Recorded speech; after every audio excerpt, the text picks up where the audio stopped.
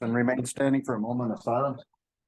I pledge allegiance to the flag of the United States of America and to the republic for which it stands, one nation, under God, and indivisible, with liberty and justice for all.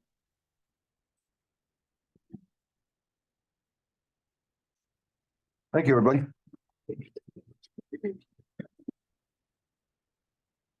Okay, first thing is approve the agenda. Any additions, correction to that? If not, somebody make a motion to approve. I'll make a motion to approve. Second. All in favor, say aye. Aye. My chair's deflating. Okay, truth and taxation. Meeting floor is open to residents with questions or concerns. We are proposing a zero tax increase proposed. Anybody with issues on taxes? I guess now would be the time to state your concerns if you feel that your taxes are too high, you have a question. I don't know if we can answer them. A lot of them are at the county level, I believe, in answering the questions.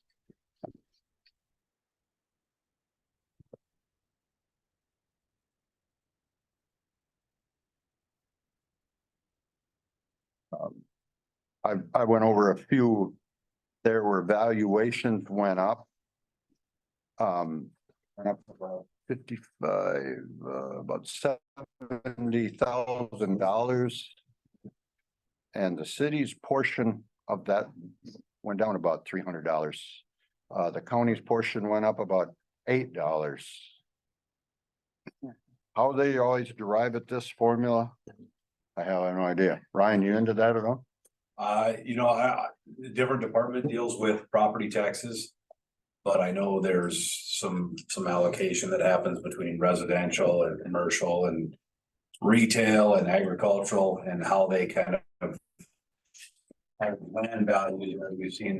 I know we've seen significant increases in agricultural land value. I think that's taken more of the brunt this time around, away from single family residential. I know there's a truth of taxation here tomorrow night at I believe it's 6 p.m.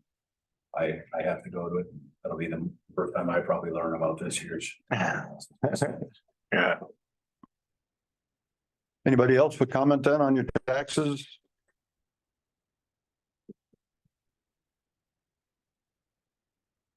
No one? Nobody's gonna have a problem paying their taxes? Everybody's happy? Well, Probably too high. Yep. Now, when you tried to go zero, when you still ended up with an increase, is there any way to go negative? So there is an increase? There's definitely a lot of people went negative. A lot of people went negative from where they were. Yeah, but that's just kind of a trick because of the new system. But like last year, it went out, even though you tried to stay at around zero. But we didn't stay at zero I at the didn't end, pay right? it through last year. Was what? This year though, we did. Our levy didn't increase $1 this year. End up was what, 2 point something last year?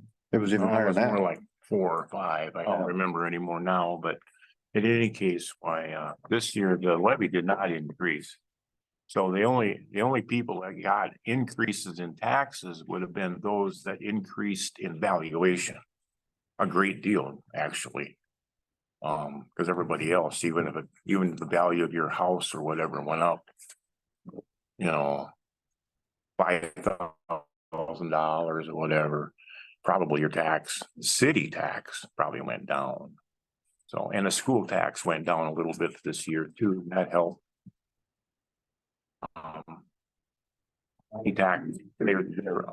They asked for 5%. And then, like Robert just read there, it meant just a very little bit on this particular valuation here. So. Part I can't understand on the school's portion that you have that bond. That's just say it's $60 million. That don't change. So. No, but the valuation of property changed. Like Ryan said, ag valuation went up. But do they pay on the school, on ag land? I think it's only a portion of the homestead, isn't it? Again, I'm pretty sure they do not an pay. expert at it. Some. I know they have some taxes. Yeah, can't yeah. tell you. I don't think it's as high as what a few years ago when they kept, Right. hey, I mean, it got changed. that's what makes it so very difficult to try to iron out, you know, I mean, you can't just look at your new valuation when you get your tax statement and try to figure out what your taxes are gonna be, because the city only gets what we ask for. We asked for the same exact amount that we got last year. That's all we're gonna get. So how that all is divided up out of the apple barrel is depending on valuations. Does anybody know, does the valuations kind of linger? Like if the economy goes to heck, the valuations stay up there for a year or two before they fall down, or will they start falling down right at the following year? You ask. Yeah, you're the county guy. It's not your department, but I thought maybe you'd have a little insight on it. You know, from sitting in and listening to the county administrator's presentation on this. My understanding is that generally speaking, I think, and please don't quote me on this. But my understanding is that the valuations are usually lagging behind the market. By 1 to 2 years, and I think that's a result of just the assessors having to go out and reevaluate your property. Every handful of years, so I think by the time it gets caught up, it's usually a year to two behind. I also know that generally speaking, from when we've done appraisals and on properties that we've had to acquire for road and bridge projects. I think usually the county valuation is about 10% behind actual market value. Is the number that I think I've heard thrown out before. All right. Well, no other questions on truth and taxation meeting. Somebody want to make a motion to close the meeting We want to or adopt these first, I suppose. Huh? Yeah. For the budget, no, we probably should. Resolution 2023-9 is adopting the 2024 budget. General fund is $673,915. Water fund is $102,688. Sewer fund is $136,792. Sanitation is $48,825. Somebody do you want to do them both at the same time, or do you want to do We one? have to do them individually. Okay, somebody make a motion to adopt resolution 2309. I'll make that motion. Someone second. Seconded. All in favor, say aye. Aye, opposed, motion carries. Now, resolution 2310, resolution approving tax levy collectible in 2024 of $391,278. Somebody make that a motion to adopt resolution 2023-10. I'll make a motion to accept that resolution. Motion's been made. Someone second. I'll second. All in favor, say aye. Aye. Opposed, motion carried. Okay, somebody make a motion to close the truth and taxation meeting. Someone second. All in favor? Aye, opposed, motion carried. Okay. Got a regular council meeting. First thing is the approval of the minutes, additions, corrections to the minutes. No corrections, somebody make a motion to approve them. Someone second. I'll second. All in favor, say aye. Aye. Opposed, motion carried. Approval of the bills.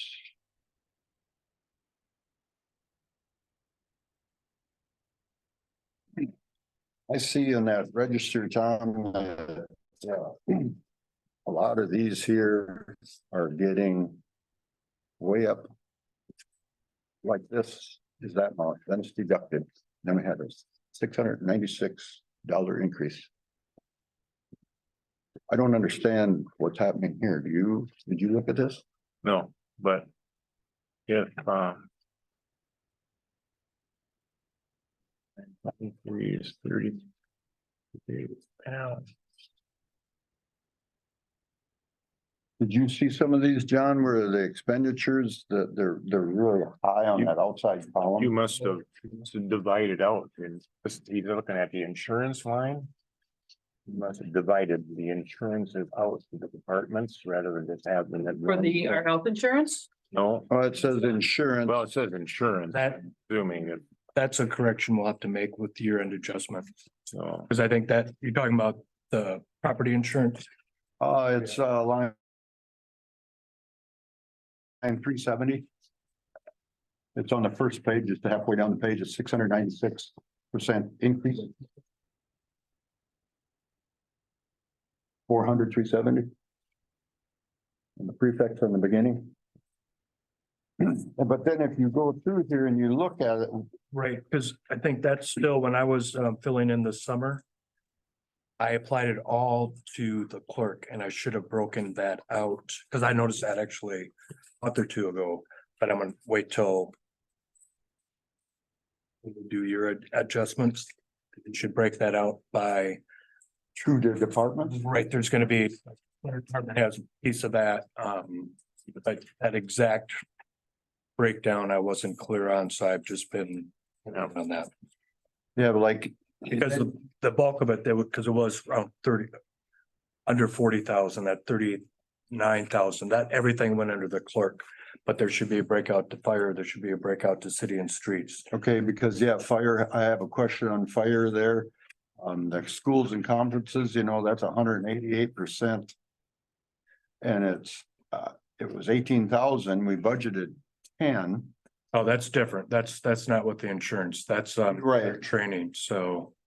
But none of these have been this far out of whack before, right? Like, and then if you go to streets and highways and roads and major repairs and maintenance, we have a 2,065.55% increase. And then it has 103,000 year to date under 23, and then a year to date balance of a negative 98. So is that our street repairs and all that has fell under here? Yeah, Mhm. So I mean, in fact, we spent a lot on streets this summer. yes, we did. Yep, I understand. Yep. And the other thing is that contractual services Yep. there, I mean, we did do a lot of engineering this year. Yes, Did we Yeah. do that much already though? No, but I think that what happened there is that, We only had so much, a small amount of Right. appropriated. and also it all got charged to one account rather than. Streets or sewers or water. Yeah, right. Okay, Right. so how do we get this fixed? So these numbers don't on the end look so bad. Like here's the maintenance contract here. That's 4,548 percentage. And some of this is, we only appropriated $300 to start with. Mhm. I don't know where you're at now. Oh, under highways and streets and roads. John, just go to that outside edge and look at them high numbers, set 45, 48. Very last column, Oh, okay. Oh, maintenance yeah. contract, it says. We only allocated $300 for and we're at 13, Yeah, some of it's probably coding, some of it's probably just budgeting, so I can get with Sue next week and. Well, I do know when I started, the budget for 2023 was completely off.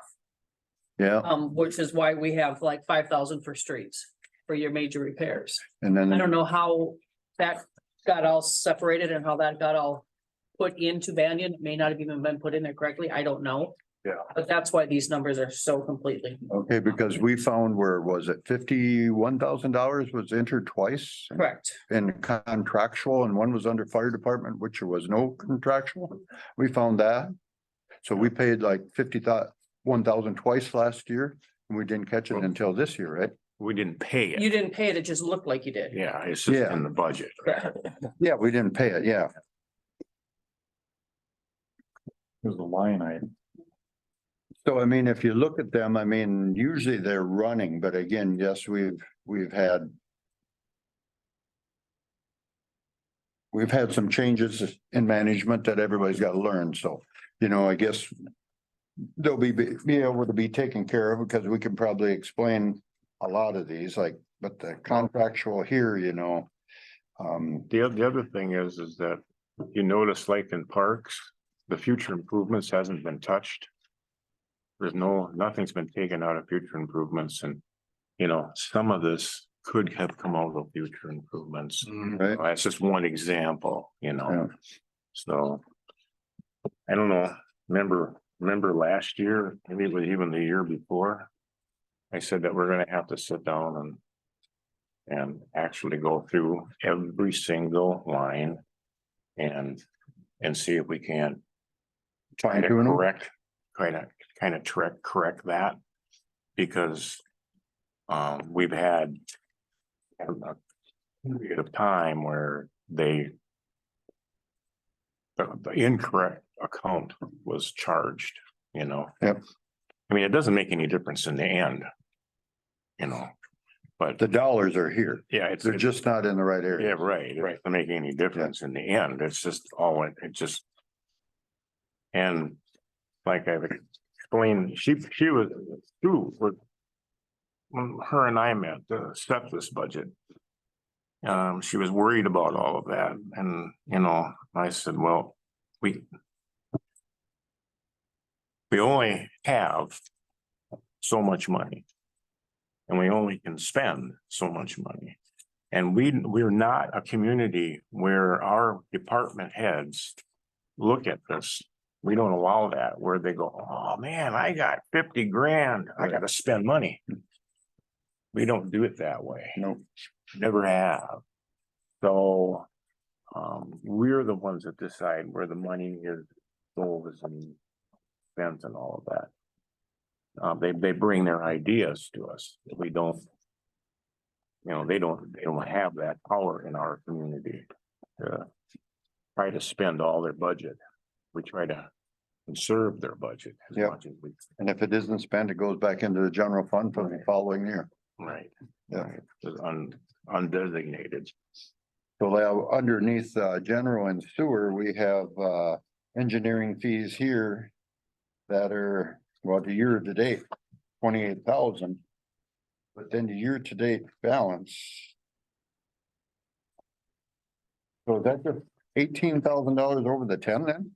You believe? If you go right here. We have that 28, we have 18, but we are budgeted Yep. 10. Yep. Right. So. Yep. That's Okay. right. Yeah. That's right. Okay. But there again, for years, we didn't spend anything. Right. Out of that, but it has to go somewhere. It has to come, it has to be shown someplace that we spent that money this year. Yeah. I mean, it's similar to when the fire department buys a fire truck. All of a sudden, We got that higher spend. yeah, I mean, it's the budget for that line item is, 6,000% higher than it should be, because it's all spent at one time. All right, well, we'll get through that. Make it look good. Anybody else with questions on the bills? I guess this wasn't part of the bills, but had to get it answered. If not, somebody make a motion then to approve the bills. Someone second? Second. All in favor, say aye. Aye. Opposed, motion carried. Okay, we got Brian Childress here from Blue Earth County.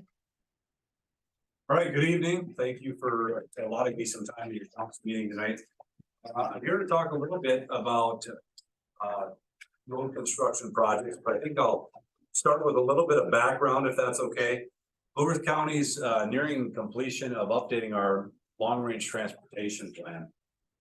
So the last time this long-range transportation plan was updated was 2005.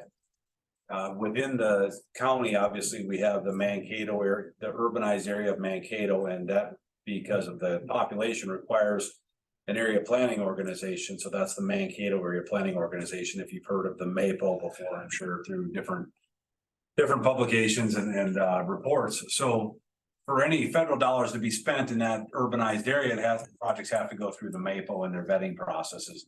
The MAPO has been updating every 5 years a long-range transportation plan. And that looks at future growth. It looks at your network. It looks at the roads are under the right jurisdiction. It also lays out a prioritized list of projects and kind of scopes those projects to an extent, and again, based on traffic growth and safety. All those other elements. Well, that hasn't been updated in the Blue Earth County outside of the Maple. Again, since 2005. So one of the items that I had prioritized when I took over as county engineer as a need was that long-range transportation plan needed to be updated, and unfortunately, took us 7 years or so to get around to getting it done. But we've undertaken that project. I put out consulting engineers who have done several of the Maple updates, so they're very good at their job. As part of the long-range transportation plan updates, the consultant looked at system-wide review of the county road and bridge system and making sure that the roads are continuous, that they looked at it from a kind of a arm's length look to make sure are there segments where we've got chopped up road segments where it makes sense maybe to give pieces of our road away and take on other portions of roads so we have better connectivity around the road. Additionally, they looked at the jurisdictional assessment to make sure that the roads are in the right hands. And you look at the traffic volume of roads and the use of roads. County roads are kind of that connection between the state system and obviously the local road system. So our objective with the county roads is to get people, to and from communities and not the points of interest in commerce. We aren't really set up to be serving residential purposes and things of that nature. And if you look at state statute, county stated highways, there are two different types of road. County stated highways that are funded primarily through the gas tax and motor vehicle registrations, the highway user tax distribution fund. Then we also have county roads that are funded through local tax levy and sales tax. But I'm digressing a little bit. When you look at county stated highways, they're required to be connected to either another county stated highway, a municipal stated street, or a state highway. So that kind of tells you the functional classification of those types of roads. So it's been about a year process. We're updating the long range transportation plan. And actually we had a public open house on November 21st. And then we put the content online. It's online through tomorrow. We're taking public comments. I know we sent some letters out to the city to inform the city that we're having that material available. So hopefully you've had a chance to look at it. And then last but not least, the functional classification assessment, which really looks at, are we labeling the roads right and prioritizing our spending based on that labeling of whether are they a collector, a major collector, or a minor arterial roadway, because they're going to justify different levels of investment based on traffic volumes and use of those roads. The reason I wanted to start with that transportation plan update, that's going to include that network assessment. It's also going to include policy updates. And really assembling and kind of recording them all so that the public can look and say, what's Blue Earth County's policy for drain tile in the right of way? What's Blue Earth County's policy for local agency cost participation on joint construction projects? It'll be documented in that transportation plan. It also provides a prioritized list of projects that's fiscally constrained with revenue that we anticipate getting. And so it took all those projects and it started evaluating the pavement age, pavement condition, as well as traffic volumes and several other safety criteria, geometry of the roads, et cetera. And what they did is they came up with a massive spreadsheet that we were able to actually rank projects. And that's pretty important for us because we're going to utilize a 15-year fiscally constrained project list that's going to roll over and be used as an update from the Blue Earth County local option sales tax projects. Okay. As you're probably fully aware, Blue Earth County has by state statute the ability to issue a 0.5% local option sales tax that is to be used for transportation projects. So that's been really tremendous for our department in getting projects done. I can't recall. I think we might have used local option sales tax dollars on the county state aid one through town that we constructed a few years ago when we worked with the city on that. So that is going to be closing for comments tomorrow, and then hoping to get the county board to host a hearing, have a public hearing, and then actually adopt the new slate of projects for the local option sales tax. The reason I bring this up is County Stated Highway 73 was a project that popped up on that prioritized list, and somewhere within the next 5+ years of kind of where it fell from a priority standpoint. When we get to projects within our city, small cities, we generally speaking don't like to come to the city of Good Thunder and say, well, it's time to rebuild this road. We want you guys to be the ones that ask us to rebuild the road because we know you have significant investment into the city water main, sanitary sewer, and then obviously a portion of the cost for the road reconstruction, 10% of the road based on our cost participation policy, and then a share of the storm water that you're draining and or sidewalks and trails. So with that being said, Race and I started talking about this road a little bit, and there's some interesting dynamics with CASA 73. So we talked about kind of that network assessment, and CASA 73 was listed in the kind of jurisdictional assessment as a road that was recommended for turn back to the cities. And I'm not here to just say take it or leave it, anything like that. And I want to make sure that that's clear. This has got to be, it's a negotiated discussion. And so really what we're here to talk about tonight is a couple of things. I'm in the process of once we get the long range transportation plan updated, I'm also in the process of updating our 5-year capital improvement plan for a road and bridge construction program. So that'll be years 2024 through 2028. And as part of that, I have capacity in 2027 for some projects. And so I started with Reese and we talked, and Mayor Anderson jumped on a call and asked me to come to the meeting tonight to just gauge the city's interest in discussing reconstruction of County State Highway 73. But then secondly, because it's on that list for turning back. And when I talked about earlier about the requirements for a county state highway, under the state statute, having to connect to another state highway, to a municipal state aid city street, which you guys are not a municipal state aid city, and another county state aid highway, it doesn't check all of those boxes. Both ends should connect to another county state aid highway, which it only connects on one end. So that's problematic for us, I think, if we were to try to utilize county state aid highway money to reconstruct that road. And talking a little bit about it, I think what I would be here to ask the city to discuss is A, your interest in reconstructing it, and B, your interest in consideration of taking the road back and the city having maintenance and future operational responsibility for it. Right. Before you go on. Yeah, go ahead. Where is this road? Where are we talking? Oh, I'm sorry. Yes, good question. I don't. Front Street in the bar. In the bar. Between the bar and the Yeah, elevator. it's one block of Just, okay, all right. yeah, one block of Front Street from County Road 1, Old Highway 66 to one block south. So between the Thunder and the elevator. Okay. Yeah, sorry, I don't know the city street names very well in our community, so. With that being said, and I'm just here to kind of break the ice on this. There's different ways that this could be gone about, and based on my experience of turnbacks with the state of Minnesota. We could, if the city's open to the idea, we could just, whether council would want to be in on the entire discussion or establish a smaller committee that wouldn't violate open meeting law to kind of meet with the county and talk through these things. You could negotiate a project where we fully reconstruct the road now and then return it back to the city. Likely, we'd have to discuss, normally there would be cost participation, but in this circumstance, I could see talking with the county board and work through that process. Or, sometimes if both parties are amenable to it, and again, I haven't taken this one past the county board, there's a cash in lieu of option where we could sit down and come up with a cost estimate to reconstruct the road in that year agreement's dollars with your city engineer and with the county, and coming up to a mutually agreeable construction cost estimate.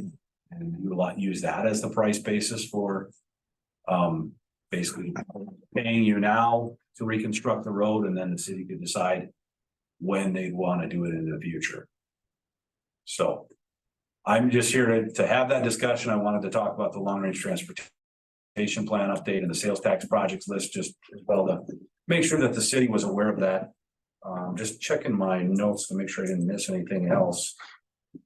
And the primary reason why this was listed as a potential turnback candidate is because it's really not functioning as a county stated highway. It's not connecting communities or major points of commerce. It's not a contiguous, long road. It's one block that's a little bit of a little bit of an anomaly, and I don't know how it got to be listed as a county state highway. It's been that way Forever. quite some time, right? And funny things happen, you know, as designations are changed or as roads change, so. How we got here, I don't know, but I wanted to at least have the discussion about where do we go from here? What's that rated at? What weight rating does that highway I don't, carry? if we could, if. I can look on the website. I'm assuming it's a 10-ton road. I don't know, Reese, do you know off the top of your? There's no breakups in it, you know, that road has been developed good over the years, you know, it's a better street in Good Thunder. And the reason I'm here is that this was, I think, years ago when we saw one, right over here. There was this discussion about the city wanting to have that added. So I think it was put out towards the end of our previous 5-year plan. And now that I'm updating the 5-year plan, I reach out to each of our cities, and you guys aren't the only ones I've come to talk to about the 5-year plan. And potential projects. And so I reach out saying, you know, where's the city's needs at? So St. Clair stepped up with a big project that they have prioritized, and talked with Pemberton about a potential project. I don't think we're there yet. So I do have, and Madison Lake as well. I do have capacity, though, I think right now, as things are laying out for 2027 financially. But again, the city's got to want to do a project for it to make sense for you to have the cost participate, because you're not going to want us to dig the road up and not replace your city utilities that are underneath unless they're in great shape. There's only one that feeds the elevator, that comes out of the elevator to the middle-ish of the street, goes south to the alleyway, and that's all there is right there. For the sewer, or The sewer, yeah, the water comes in, I believe, from the north, so there's no water. so there's no water main down there, nothing. In your plan, would you narrow that street? So generally speaking, what we've been doing is, yes, bringing the roads to more of a modern design context. It's also situational. Obviously, I know there's parallel parking need, and then room for trucks. So Kelvin's here. Vernon Center, we're going to 44 feet in the downtown area. So what we did through town here was 40 feet behind the residential. What we find is these really big wide roads, there's some safety concerns, and there's also a higher rate of speed because it's so wide open. When you cram it down and tighten it up a little bit, it forces people to drive slower just to be cautious. You know, speed limits are set outside of cities or outside of 30 and 55 miles an hour based on the 85th percentile driven speed and what people are comfortable driving on. So if you want to design the road appropriately to speed down a little bit, and there's a cost factor to it as well, right? Road projects are tremendously expensive, so we want to right size them. We don't want to undersize them unless there's a real reason to. We also want to be cautious not to grossly oversize them. In some of these cities, we've got tremendously wide streets that really aren't carrying traffic or serving a tremendous purpose. They were much bigger than they need to be by today's design standards, and what the state has standards as well of what their minimum requirements are. So we would design to or beyond that would be our thought. Well, I think the road that you did out here is underbuilt. Because this fall and other falls, you have these large tractors with manure tanks that got tools on them. Mhm. And literally, they take up the whole one lane. If you got a car parked there and you're meeting them, somebody's got to stop. And if you would narrow that up between narrow Front Street up between the bar and the elevator. Right now in the fall for 5 weeks, 6 weeks, whatever the harvest takes. It's so busy on Thursday, Friday, Saturday night with the bar business and the commerce that the elevator That's brings why, in. you know, we haven't even thought about what the typical section would be yet. I think we'd certainly be open to having those conversations and having a lot of back and forth on it. I certainly understand 40 would not be adequate. 44 has been what we've used as a standard for those busier, more commercial, because that gives you a 10-foot shoulder and a driving lane in each direction. But again, I'm really not in a position to even say what we would go with because we haven't put much thought into it yet. I'm really here from a very high level to talk about planning as far as programming projects out potentially in the future. Do you ever turn those back to the city without doing any improvements? Well, that's where I said there's potential where I'd have to take it to the county board and the city would have to agree to it too, but you could come up to a mutually agreed to construction cost estimate and use that as the basis and. The state in the past has done cash in lieu of turnbacks where just a lump sum payment is made. And then the city can use that how they see fit, but understanding that they're not gonna get a new road. Right. The price of a new road back, but. That's something we could certainly discuss. And again, Because right now, my thoughts are, if you went in there and rebuilt that whole road, that road don't have a crack, it don't have a pothole, it doesn't have, that'd be a waste of taxpayers' money. However. I was just thinking, if we did the cash in lieu, just throwing this out there, we could beef up that part of Sherman that they're pulling out on and. Yep, You know what I absolutely. mean? Yep. And it wouldn't, with that money. So what kind of timeline are you looking at where we would have to kind of make a decision? You're looking at project well, yeah. 2027? So I'm working on updating that capital improvement plan and. What I guess I'm asking tonight, I don't need a decision of definitive yes or no. If it's a definitive no, I'd like to know that because what I do is I'll put it in. And right now I've got it just penciled in with like probably, I usually do the first year is just some general dollars for planning, probably preliminary design, things of that nature. And then the second year I program in the construction dollars.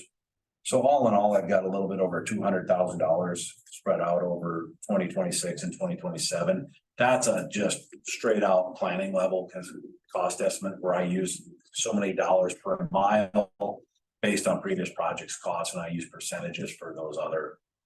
Consultant engineering, county engineering costs, right of way, things of that nature.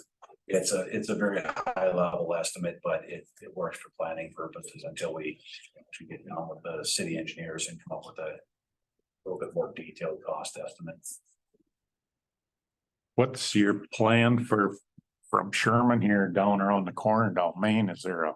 That's in the list as well, but it didn't rank as highly on the transportation plan projects. It's a little bit farther down the list. I'd say that's probably in the 5+ year range, 5 to 10 range. That's gonna be an expensive project. There'll be, obviously, depending what the city has for utilities, I'm assuming you've got water and or sewer under the road that you'd want to replace. Additionally, we're gonna have that same conversation about the width of the road and what it would go to. That one would be one for sure to keep wide. So there's that, there's the cost participation, and it's gonna be interesting. Where we would end up coming up with that, but right now, it's not in the 5-year plan. It's out farther out. But yes, I have seen it and it's on my radar, but there's a lot of city projects that are in worse condition or more dire need. So you're always negotiable on the width then? Well, to an extent. Because I don't know if you've ever drove through Good Thunder during harvest. But there's nothing, there's like 4 or 5 trucks going down the hill. There could be 3 or 4 on the other side. And the elevator was built in the 1890s. Yep. And the elevator is certainly an extenuating circumstance. Yes, it has, I it think. generates a lot of commerce for the city of Good Thunder. Absolutely. And it's paying taxes here. I have that right in front of me. It's quite a contributor to the city of Good Thunder as far as that. And we, as a city council, have to look out for those businesses. Understood. And we'd want to look at turning motions and things like that in the design to make sure that it's facilitated adequately so that. Trucks can come in and out of there as they need to continue their operation, but. We want to also be smart with the county and city tax dollars, right? I mean. If a 60-foot wide road isn't needed and it's really kind of detrimental to safety as far as speeds that are driven down the road. We want to talk about that because that just means more upfront construction costs, more snow plowing, more everything, right? More future maintenance. It all adds up significantly. Do you think that was a good choice on Kearney Avenue, how narrow that is? And in the winter that you had last year with all the snow, there's people sitting on the banks like this trying to get there. That street is so narrow now after redoing. On the piece the city did? Well, when they turned it from State Highway 66 into County Road 1. Right, yeah, you're They talking. narrowed it all up, Piece of Kearney though, that's in town. the whole thing in town, the whole thing. In town's not my road. So our. It isn't county? Nope, city limits south Oh, really? of where we go. Even though it was state 66 until the end Let's there. turn back to the city of Mankato. Oh, really? So they're the ones that allowed that to be narrowed The up. bump outs and everything. Yeah. Yeah, that was If city. you walk out here tonight, you're gonna see this road is way too narrow. All these cars parked here, way too narrow. How often is it full? So I mean, that's the. Doesn't matter. I'm not really here to debate, So the thing is, though, if we have our council meetings and there's cars parked here and there's cars parked there, it gets very narrow. You know, so again, hopefully you're always open to be negotiable with the cities, the needs. And keep them streets that have been established hundreds of years ago viable for the small town. Yep, nope, I understand that, and that's something like I said, when we get into a specific project. Discussions, we've got to look at. Appropriate context for the design. I've been on plenty of city streets where I feel the same way. I don't know why they undersize it this tight, and again, we went to the standard for this, or actually a little bit above the standard on this segment, and you design to at the high percentage of use, that not always the highest use. Like Vernon Center and Kelvin's there, I've been over there when he uses the street to unload the trucks. Yep, There is no other option, and he is an anchor of Vernon Center. understood. Yep, and we've had those discussions, and it's tough in like Vernon Center where the streets excessively wide, and the struggle we've got, and that's where I think we want to find those compromises is we're not there necessarily to build parking lots or storage yards. These are roads full of commons for traffic. And so we've got to kind of find that balance where it can still facilitate and try to fit and meet the need of the community. I'm sure you've taken surveys with your meters, the amount of traffic that comes through this town. This County Road 1 is a major thoroughway. Yep. Instead of shrinking it down, might be bigger headaches and. Like Vernon, how much are you shrinking that street then? That road is, I forget what the existing width is. It's like 60, 70 feet wide. It's Does it need rebuilding right there in the first 2 blocks of it? I think Oh, yeah. that's what drove the entire project. Yeah, I know they were in trouble with a lot of them. That's a big utility project, so the county got pulled into that because of the, say that's County Road 72, we had planned to do 2 now. All right. So you just want our intent here over the next, Yeah, really, I mean, I think the question is, we wouldn't have to come up with an agreement or cost estimates that are highly detailed. My intent was to show it in the capital improvement plan for reconstruction in 2027. With the city, with the city understanding or agreeing to showing it there as somewhat of a placeholder. And then I'd say probably in a couple of years, because this gets updated every 2 years, this 5-year plan does. We'll have to revisit that and get more serious about it, probably by like 2025, start design and things of that nature, and could open up those discussions. So I'm really proposing just putting it there as a placeholder for the time being. Okay. But I don't want to put it there as a placeholder if the city is going to come out and say, well, why the heck are you doing that? We don't want to do that project. Then I'll pull it and then find something else to put in there for sure. Oh, I think we should leave it in there. yeah, I agree. Yeah, And then I guess I just let you guys think and talk more about the turn back, and if you're interested in that.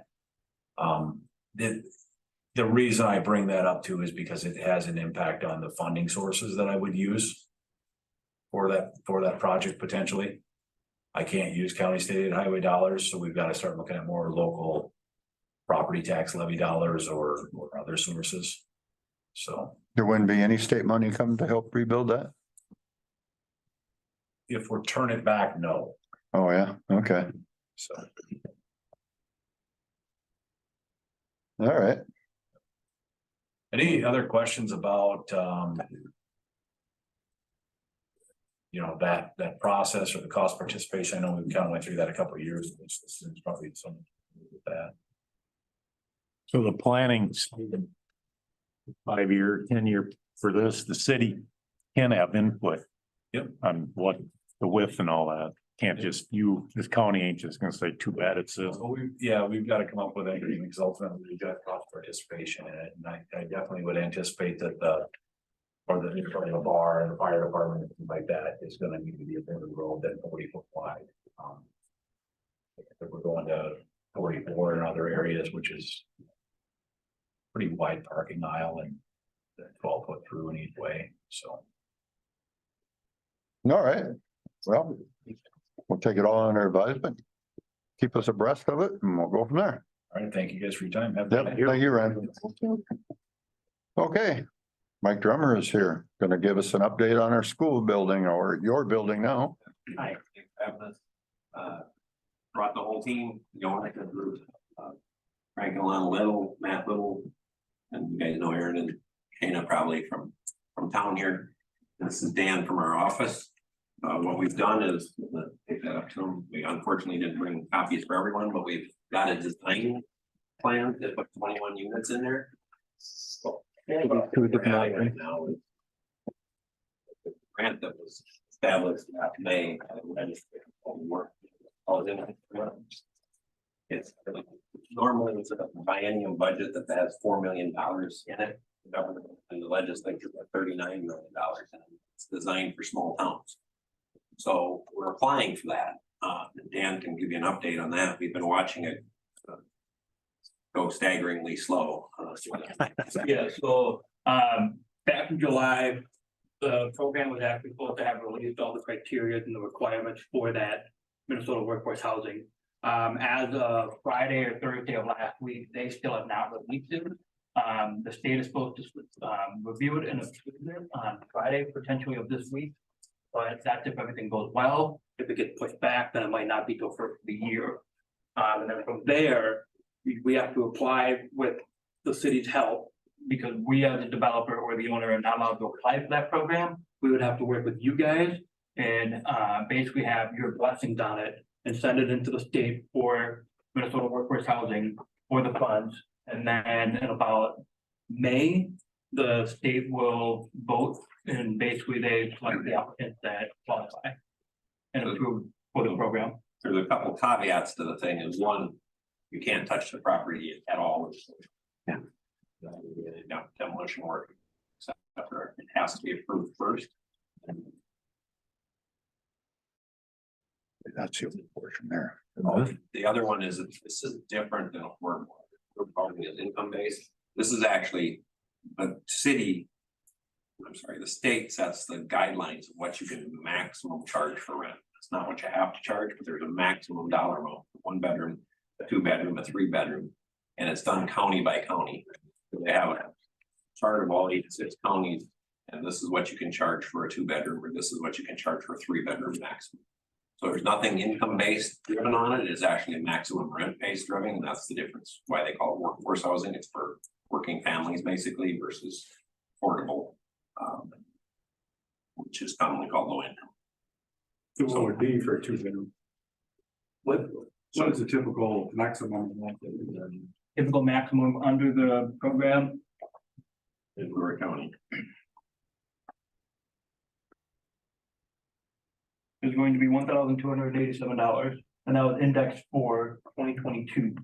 So 2023's figure, you're gonna most likely give a 5% increase, and then for actually 2024, you're gonna most likely do another 5% increase on top of that. Now, again, understand that this is a guideline the state gives the maximum. So if you're in the city of Mankato, that's the maximum you can charge. If you're in Good Thunder, maximum you charge. St. Clair, maximum you can charge. That's not the rate that we'll charge. We'll be under that. That's how the workforce housing makes it a maximum number that you can charge. What do you typically shoot for compared to their maximum? What do you typically shoot for compared to their maximum, like in this town? What was the performance? Well, I think we projected $900 a month potentially. The other part of this grant is it's focused on being under. Cities under 16,000 in population. Yeah. So it's So if we have a population under 16,000, we score higher, and I could make it, we could make it over 16,000. And then the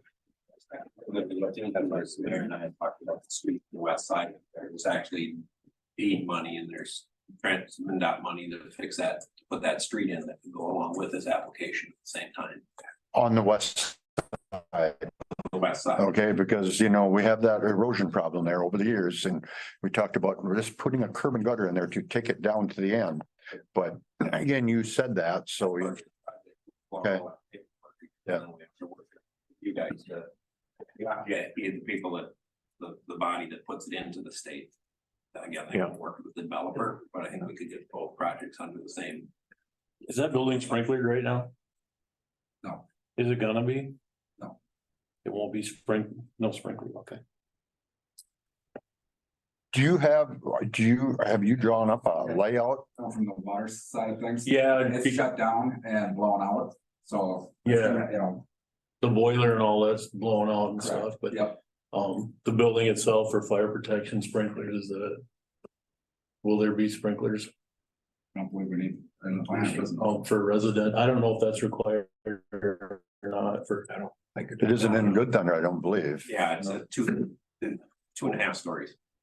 It's a half story is when you put the basement half in the ground. Okay, yeah, I don't know. I was just asking, just to make sure we had capacity with our water tower to provide, you have to have. When we thought about putting a school over here, you have to have availability of so many thousand gallons per minute and for a certain length of time. Just wanted to make sure you covered.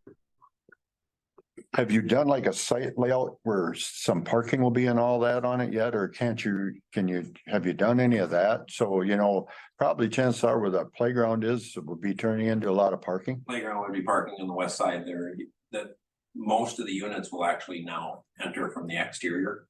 So like you walk into that playground area and there will be doors on that side, but walking up to the doors, you won't use the corridor in the center of the building. Oh, really? On the west side, that what used to be the library will actually be 2 apartments. Yeah. They'll have entrances on that side. Yeah. You know, we followed because we're used to working in the city of Mankato, we follow the Mankato city standard for parking stalls, which is a 2-bedroom is 2 stalls. That's what was the next question. So do you figure like 2 cars per apartment then? Well, if it's a 3-bedroom, we go up Yeah. and install a 1-bedroom is 2 stalls, a 2-bedroom is 2 stalls, and then it goes up there.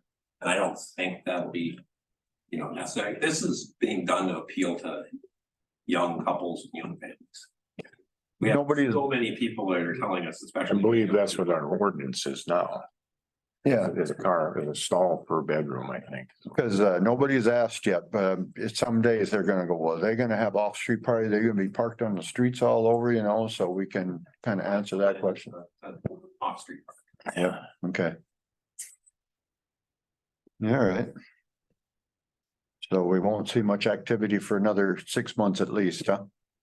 We thought it would go faster. Yeah, When they passed this, we had last May, it went from 4 million to 39 million. So they really focused on it as to what they put in the fund and they just, he checks. I check almost every day, every other day. yeah, And we keep getting the same answer. So what they have to do is they get together where is she from, Dean?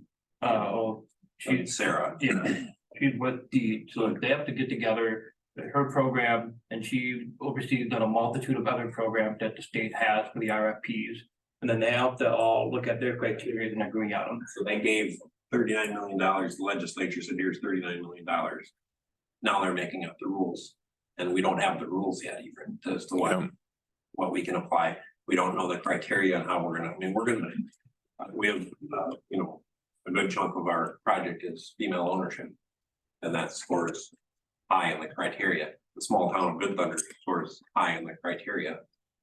So we're analyzing what took place in the past, assuming that they'll use a lot of that criteria for the next one, but we don't know until they make the rules. You know, they're telling us this coming week should be the rulemaking. So it's state staff making the rules, not elected officials. It's, yes, the elected officials voted to give them $39 million, and then the state turned it over to DEED, Department of Economic. Okay, which is just a staff. Okay, all right. So that's the state makes law, DEED makes rules, so they're making the rules right now. So, is there any, I mean, you know, we had the representative stop and talk to us here a couple months ago. I mean, is there any way somebody could touch him, you know? I mean, you know, he was pretty open. And Yes, he was. He was very good. Pretty much said, you know, you need something, you know, there, deals of government move slowly, you know? But we don't want to do anything like that if it's gonna, you know. They got that third rail, which is you touch it, you don't get money. That's, I know, that's. Yeah, It's very hard for us not to go in there and start working, trust me. Yeah, we're ready to go and okay, this thing. no, So just for the sake of asking the question, if you could get going by May, would they be ready for fall occupation? You know, how long do you think it would take once you get the okay? The building is set up uniquely because it's two additions, so we could get a portion of it ready. Yeah. We would focus on probably the older section first because that has the. Easiest. Putting Yeah. the doors to the outside and you know, if you go in there, there's that fire door system right ready for that. The newer section next to the gym will still have to use a corridor. You can't get exterior entrances off of those. That'll still be a corridor in that section. The older section of the building is gonna be windows, basically those old windows will be replaced with a set of doors.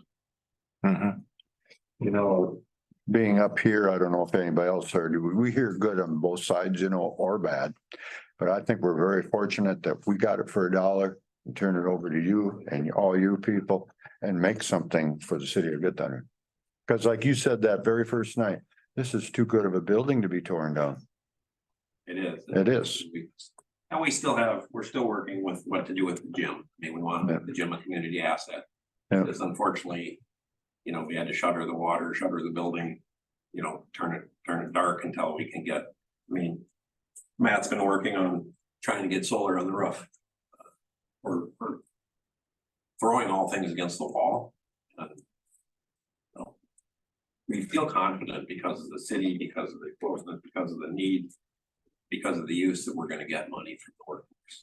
We don't know that. It's a pool, it's an RFP, you're competing against other people, but right. Do you think they'll, we're excited when we talk about it, because this is a shovel ready project. Yeah, I mean, it's, And that's what they like. They don't like the projects where they can't just provide funding and then it takes a couple of years. As Mike was saying, this is a project where they can give money and then almost right away it can be turned around and be ready to go. being 12, 15 miles away from Mankato, depends on where you want to call Mankato. You don't think that'll harm you as far as renting them out at all? No, not at all. Not at all. Myself and my brother have lived 6 miles in between Mankato and Good Thunder, been here our whole lives. So, I mean, the corridor that drove on 60, old 66, County Road 1. Especially now, that road's awesome. Yeah, we have a very good road now into Mankato. 12 miles doesn't feel like 12 miles anymore. Right, that's right. So with the update on the roads and some of that, I don't think it's gonna be an issue at all. And the shortcuts, you know, to get to County Road 90 to go to Menards and all that. It's fast. It's all good roads now. And we should have thanked Ryan for that because County Road 1's improvement from here to Mankato is quite an asset. There's been some tremendous dollars spent on that to Yep. get that as a corridor, so. so we can talk a little bit too about what's happening in the housing market, especially Dan right here, because we were just doing it today. How much is a 2-bedroom going for in Mankato? About $1,400 a month. And that's currently, so you have to remember a year from now when MSU's academic school year starts around in August again, most likely rent will be another $100 more. Even with all the housing that is built in the city of Mankato, new rent is still gonna be higher. There's no vacancies in the town. Its Really? unemployment rate is 1.3%. There's no houses to be bought. I think that the time is right for something like this in a community that's 12 minutes away, 20 minutes away. Mankato has a statistically lower vacancy rate than the state average. So when you have to look at that percentage, when you look at the city of Mankato housing report, the state's average, I think, is like 3.64%, somewhere around there. I'd have to look again, but then Mankato scores statistically lower. Yeah, there's some 3 bedrooms in Mankato pushing 2,500. Really? There's a crisis right now taking place. And if we can fill a niche with 21 units in this town. Good thing. Yeah. Personally, I mean, take it what you will, when I worked in Mankato. We had no problem moving to, and granted, we were looking to buy a house too, but we had no problem. Coming out to Good Thunder, the distance is really. I mean, it's nothing, What part of town you go, it's right? 10-12 minutes from here to. Before you hit basically city limit, and that's driving. There's a running joke with in my office, because I say Good Thunder is only 12 minutes away, and I get corrected every time. I'm out by Menards with my office. He drives. You both must drive the same speed limit. That's nice. I don't have any speeding tickets. I'm not saying Mike does. Let's just say we don't get selected for it, it's not like the project doesn't go ahead, it's just obviously, the more grant money we can get, the more affordable we can make it for the residents. Yep. So, I want to make sure that's clear, that you're not gonna have this building sitting empty. Well, Mike made the comment you're working on solar too, so they won't even let you even keep continuing on after. You know, we never checked into that one. That's a funny one, we're trying, so they might let us, because if the roof's not good enough, then it's a different angle to it. But yeah, we're sitting with a bunch of solar components ready, so we've picked up at a fairly decent price, so I mean, it's gonna have solar on that building. This building was really good. The whole electrical thing that we're running into in other projects. Yeah. The transformers are 52 to 75 weeks out. I mean, literally, it's killing projects because you can't get the electrical components you need in your socket. So we don't have a problem with the meter pack in this. Yeah, there. No, We're looking for, otherwise we include, that's part of the thing, we might have to include electrical into the rent and then not get the meter packs and then use the solar to help offset that cost. So that's one option. Right now, a meter pack is 16 or 52 weeks out. You're a year out to get the individual. the socket. Yeah, it's 52 weeks. That's kind of a problem in Mankato with that Sinclair Flats. They're waiting for transformers. That building's done, sitting there dead. Down by Mankato West. Yeah, that Cubs. I didn't know that. Anyhow, They're sitting empty. yeah, Meter packs. Yeah, we got a project that Mike and I are on for a different project and it's 24 months to get the switch gear. That's after it's been approved by like Benco in this area, or they're kind of. Even fuses, can't get fuses. So hopefully we can get the meter back in, and otherwise or find some repurposed ones if we can. If we have enough for solar really helps them, because then we'll just roll electricity into the ramp. Yeah, there's no power in the building for us to accomplish what we need to accomplish. It's just what Matt's saying is it would be base rent plus electricity now becomes your basic electricity included. Your rent has to be shared. All right. Well, anybody else with questions? If not, thank you and all your crew. Thank you guys. Yeah. Yep. Obviously felt it was an important thing to bring you guys Yep. up to date. Yep. That's where we're at is workforce housing grant. Perfect. Yeah. Nice to see the entire team. We will talk to when we get to the point of that Western Street. Yeah, that's, Yeah. that would kind of curious to see, you know. If that would ever have to have a retaining wall, so we get a little wider street and then take care of the water problem and we could blacktop it, you know. Who does your city engineering?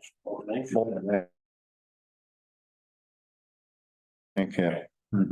We can have a preliminary with them without, Sure. you know, having to bother you guys just to say, hey, so that we know the dollar amount that we can throw it into the grant for. Yeah. We're going after. That'd be great. Help in the city to call up and ask. The workforce, yeah, okay, they're definitely made the. Well, I mean, like, you know, after the first 2 years. The rules are coming in first. Yeah, we'll come back to you. We'll prepare the whole plan and what, you know, all the criteria and stuff and it has to be turned in by the. Once we find out what the rules are, we'll come back and contact you guys. Say, hey, here's the rules, here's our package that we're presenting to them. Then at that time, you can give them. Read on the. Workforce housing program at the same time. All right, well, thank you much. And we can keep this one?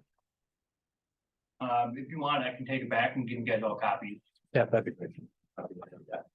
He was 21 apartments, right?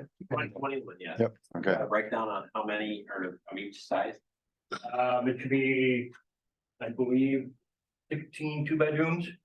And then 2 1 bedrooms and then the rest threes. 3 threes. Yes. Cool.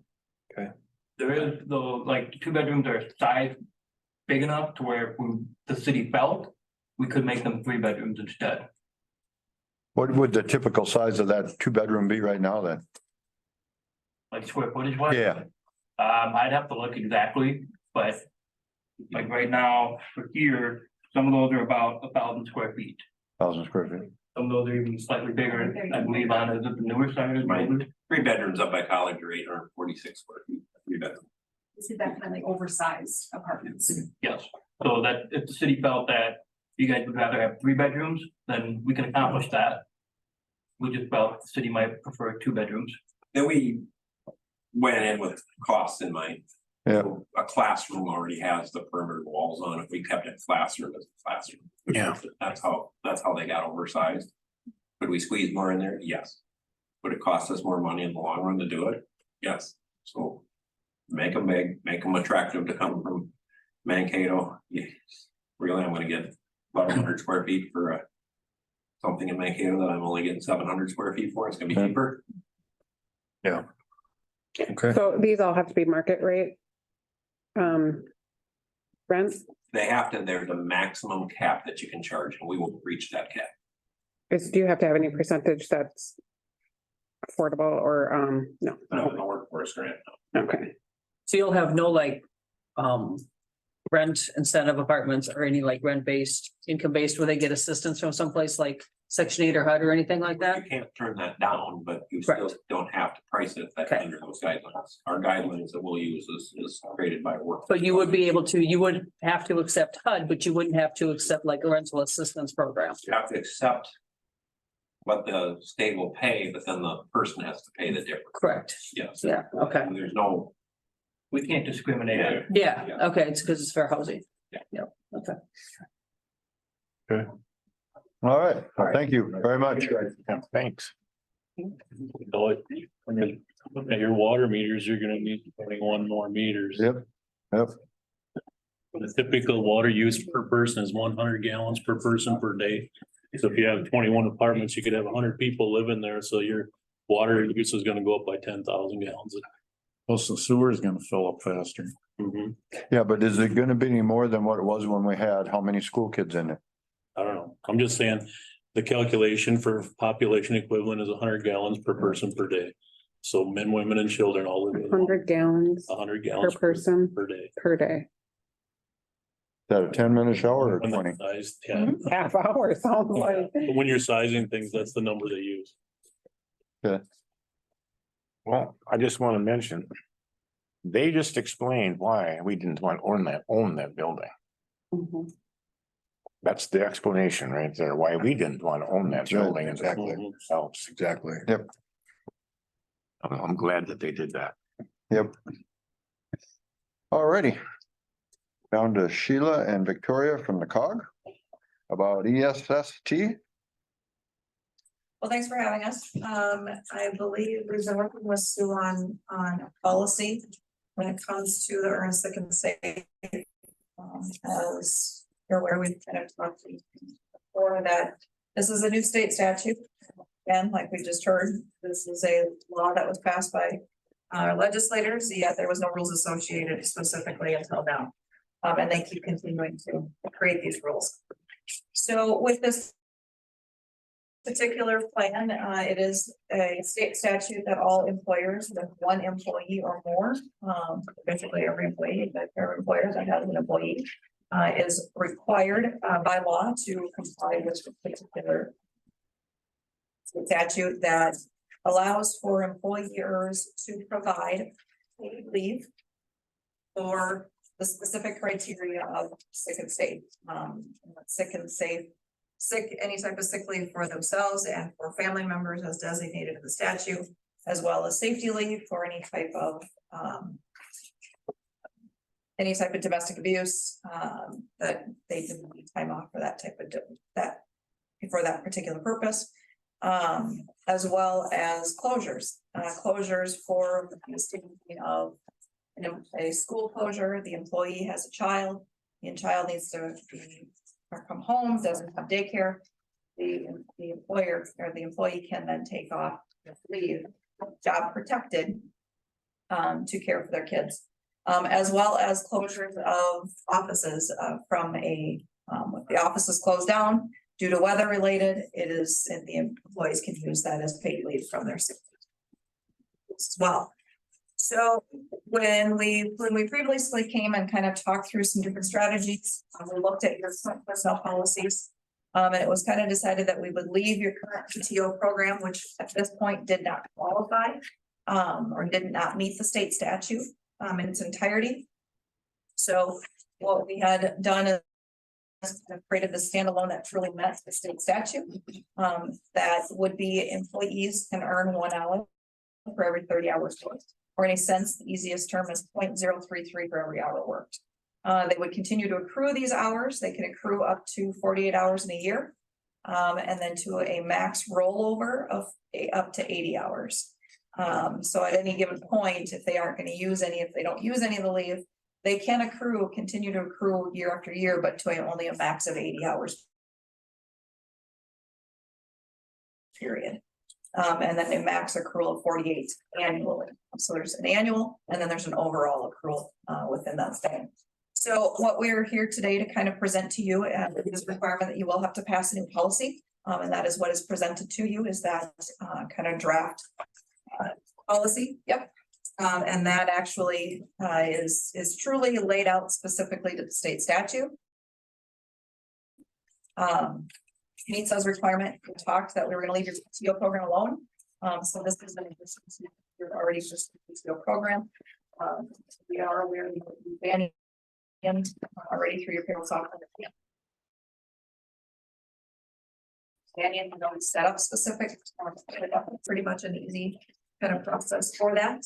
But what it would be required at this point, for sure, is you pass if you're approving the new policy for this particular program. We are currently working on actually updating your entire personnel handbook.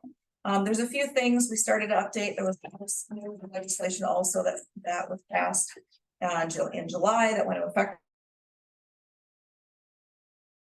July 1. That will also just be incorporated into the new full handbook. It's more on paternity. It used to be that they have 20 more employees, and now they basically brought it down to 1 or more employees. So we're just adding those, there's changing, they still use, it's just more of a protected leave for those particular purposes that are in the statutes. So we will kind of thought to do is just to prioritize the earn sick and safe, knowing that we needed to get that in place by the end of the year. The rest of these really can go, we'll kind of present probably after the first of the year, a full handbook. There's a lot of questions that we still have about drug testing policies. And so we want to kind of get some more details specifically to that before we truly do a full update to the actual personnel handbook. But first and foremost priority is that earn sick and safe. There's a requirement for employers to provide the policy as well as a employer notice that the state has given draft copies. That is no different than like your minimum wage requirement notice. All of those have to be actually out as well. So that would also have to be presented to employees by the end of the year. So this particular policy will include every single employee that works 88.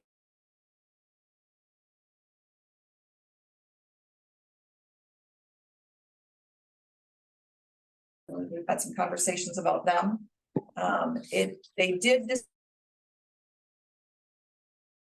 decide, this was before when we were here, we had talked a lot about even for you guys as city council. Now state has come out with some rules, elected official state statute. They're about the only things kind of criteria that currently has been exempted from this. We feel that there's going to be a lot more that's probably to come. That'll be interesting over the next year. What we've been told is do the best you can for the information that you have right now. And so we're trying to stay ahead of it. We're trying to kind of put this forward to at least have a baseline policy that just right now meets the state statute as it's written by law. So. What we can do tonight, then, we can officially approve this. Yes, That way we have a notification to give to employees before the end of the year. correct. And then at some point, once we get this updated, we can just incorporate date. Incorporate that into. And so it's just one and the same. Okay. Yep, All right. exactly, correct. The fire department discussion that we had back at your first presentation. Yeah. I think we at that time thought would be better to all in, right? Or whatever you called it at that time. You know, Front loading, the front load, yeah, the front load it. Is that still, it's still maybe- an option. is that maybe it's still, 80 hours to me doesn't seem like that many hours. Cause you know, That would include all our drill, drills, trainings, everything, It does, yes. because every training's 3-4 hours. yeah, long. Yep. I mean, Every- yeah. So what you would end up doing when you actually, if you were to front load that particular group. One, it helps from a tracking mechanism. You don't have to sit and worry about. Trying to figure out how many hours they spent, each individual spent each month. You front load 80 hours. What it does though, is it allows for, from a volunteer standpoint, they're still gonna have to track how many hours that they may have missed. And so those hours then on a monthly basis are recorded. They're not paid because there's no money exchanged until the end of the year.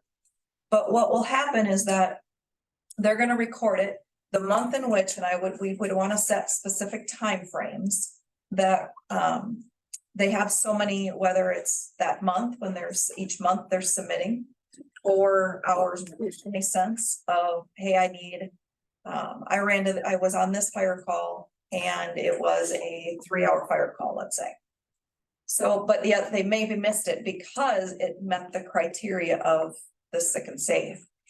They would then turn in at that month to say, it would be no different than a full-time employee saying 3 hours, but it's earned sick and safe versus 3 hours of a fire call. Then at the end of the year, when everything is kind of tallied to determine from a pay standpoint, those hours or that particular fire call, they need to be paid the exact same dollar amount that the actual employee or the firefighter that was actually on scene also got paid. Right, so I mean, if it's $20 for 3 hours, it's 3 into the 20. Yes, Now, if it's 6 hours, it's 6 into the 20. correct. Yeah. Yep. Yeah, So it's really, you can't discriminate based on this particular, because it is a job protected leave. You can't discriminate. So in other words, you can't dock their pay because they missed it. No. Or you can't, if they're required from a percentage standpoint to meet the number of fire calls, those hours used has to count towards that percentage. So it's looking at it from that standpoint. sure. Yeah, Isn't the volunteer status pretty much gone now then? technically, because there's still the dollar amount. They say what state statute has also kind of said, or actually the Department of Labor and Industry has basically said is if a nominal fee is provided to volunteer fire departments, then they truly are a volunteer department. That nominal fee is typically going to be about $600 max a year. Because that's what, from a 1099 standpoint, if you look at from an IRS standpoint, nominal is less than 600 is what they're using for the threshold. But if they're making more than that they're not considered volunteer anymore, it's paid on call. Because they truly are paid for that particular service. And if it's more than that 600, it's not a nominal fee anymore. Right. So they're paid on call fire versus volunteer. So you have one individual, we'll just say one individual in the fire department that doesn't make very many meetings and doesn't make very many calls. At the end of the year, does he have a right to put in that money? In that month. She's saying, Only per month? In that month, In it that would have to be, so that's where if you're front load 80, you're gonna basically front load for every single one of them. They do have that opportunity to use all 80 hours. But it's how they use it. It has to be for this particular use. But at the same time, we can't ask questions why they're using it. They could say, There's no major requirement from a documentation standpoint to be able to show proof. The handout. Mhm, It is anyway. mhm. If you were to not front load, earn it per hour, they have to still turn in their monthly hours worked. So if they went to a call, they went to training, you're collecting that many hours, but they're earning it at a much less amount. And the idea of 80 hours, you could have that same firefighter that doesn't really show up a lot, but still on the department. They may only earn by the end of the year 10 hours. But you've got the others that are constantly showing up, they're constantly doing the training, they're the ones that are there. They may end up with 48 because again, max accrual is 48 a year.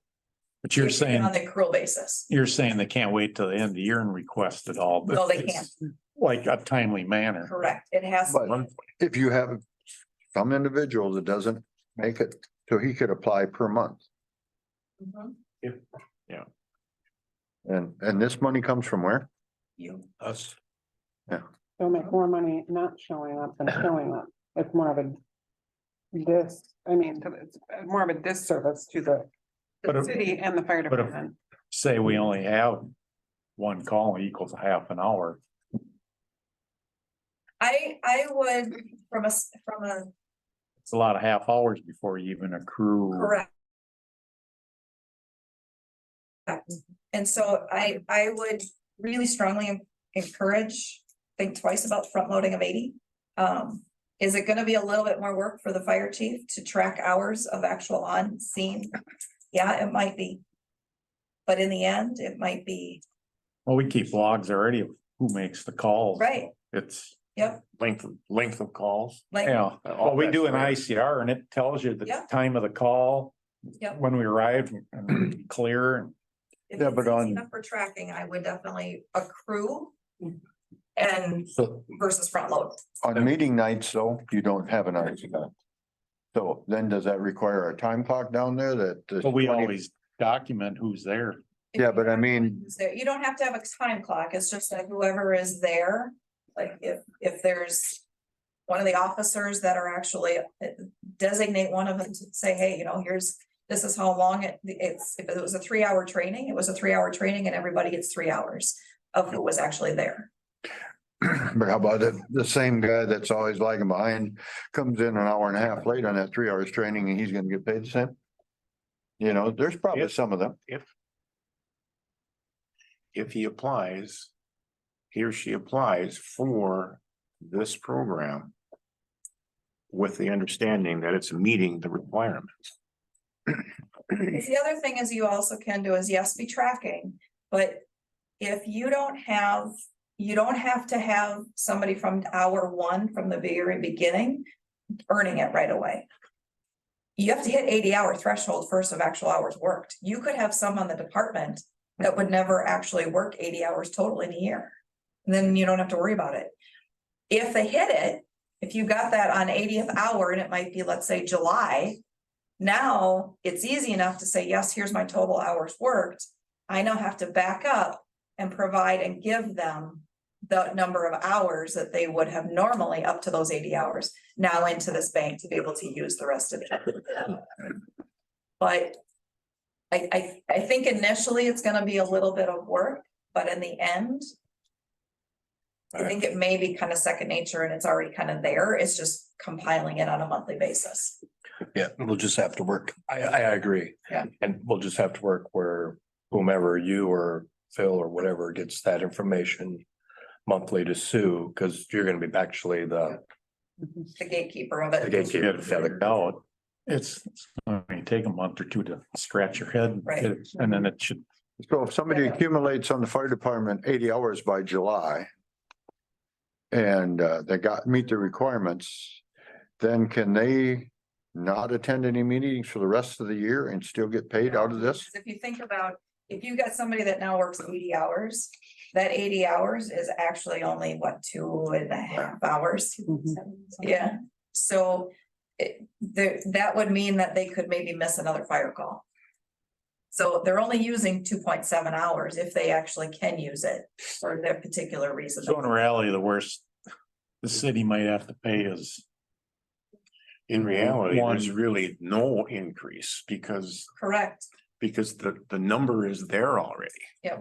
I mean, whether Joe doesn't come this time and Jane came, this time, I mean, it all, it all evens out at the end.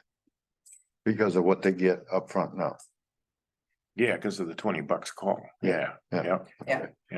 And it's even then if they do, you say somebody uses it, it's 80 hours in July and August, they take the 2.5 hours that, but we're still okay since we only pay them once a year. Yeah. That it doesn't get paid until the end of the year. Correct, yes. We don't have to. Yeah. You don't have to change that at all. Okay. All you're doing is tracking it. Now, when Sue would get in the reports at the end of the month from whoever is kind of gonna be the gatekeeper on that end. What you have to be able to do is actually provide on a monthly basis the number of hours to that particular employee or firefighter that is actually that tells them that they have so many hours of protected leave that they can take off. So you've got to be able to have them on a monthly basis, be able to show to that particular person how much they've earned, how much they've used.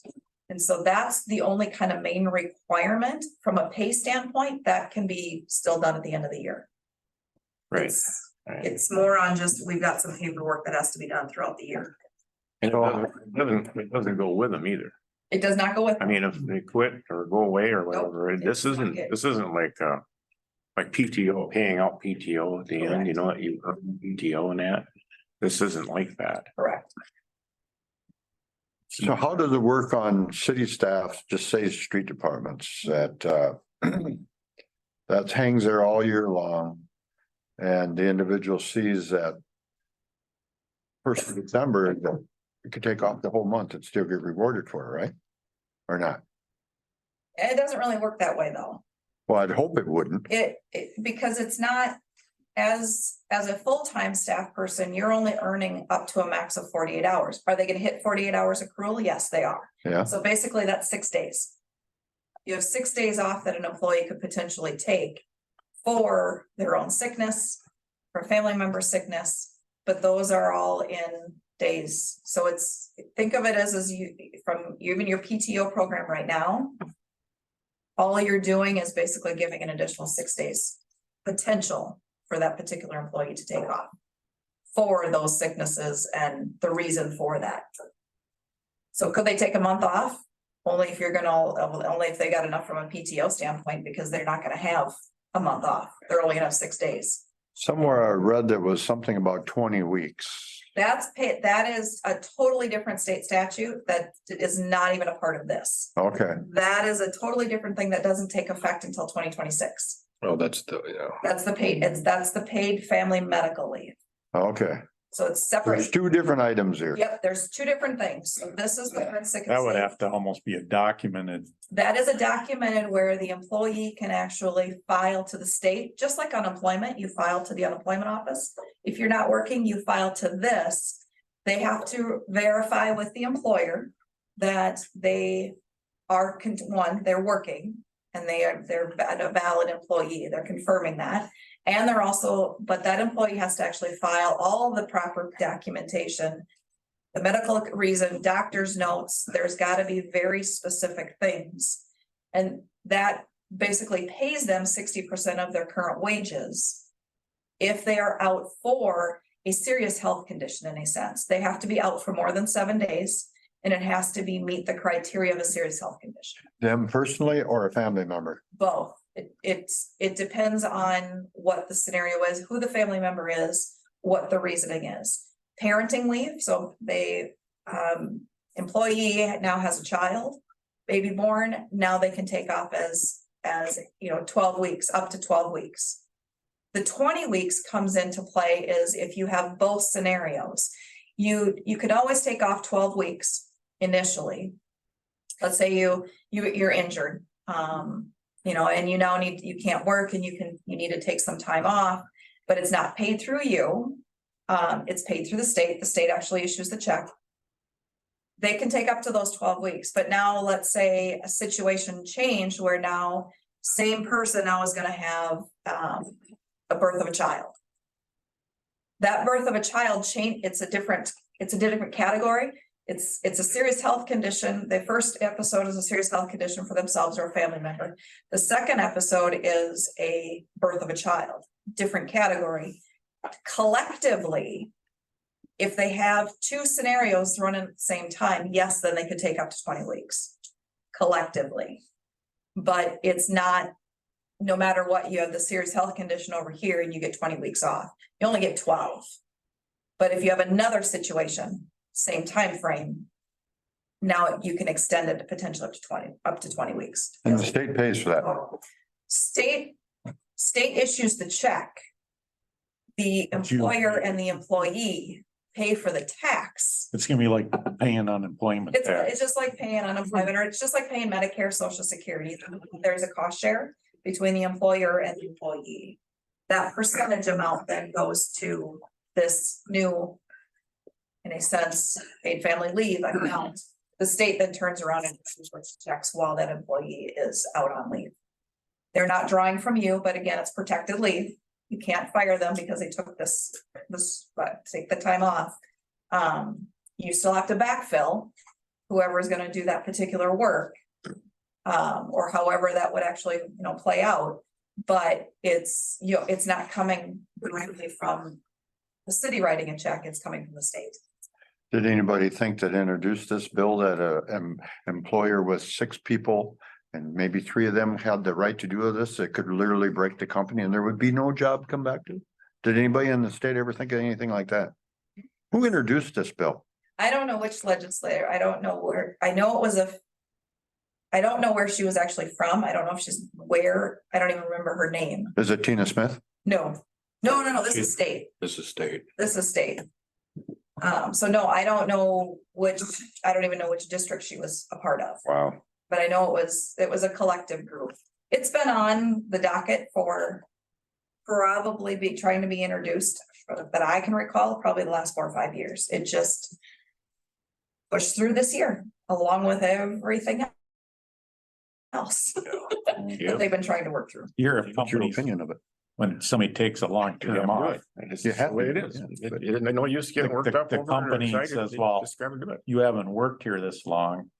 And we kind of repositioned different things. You have to put them back in that same position. Cause I've heard in the past, we've redid stuff, so you have, No, it's protected leave. we're gonna hire you, or keep you, but you're gonna do this instead of what you were doing. As long as it is in with the same pay. I think one of these are in sick and safe, go back into the same position. I think there's another one, I don't know if it's which one off the top of my head. It's just that you have to be put back at the same pay. May not be the same job, but it's the same pay. Okay. But yeah, it's that protected leave.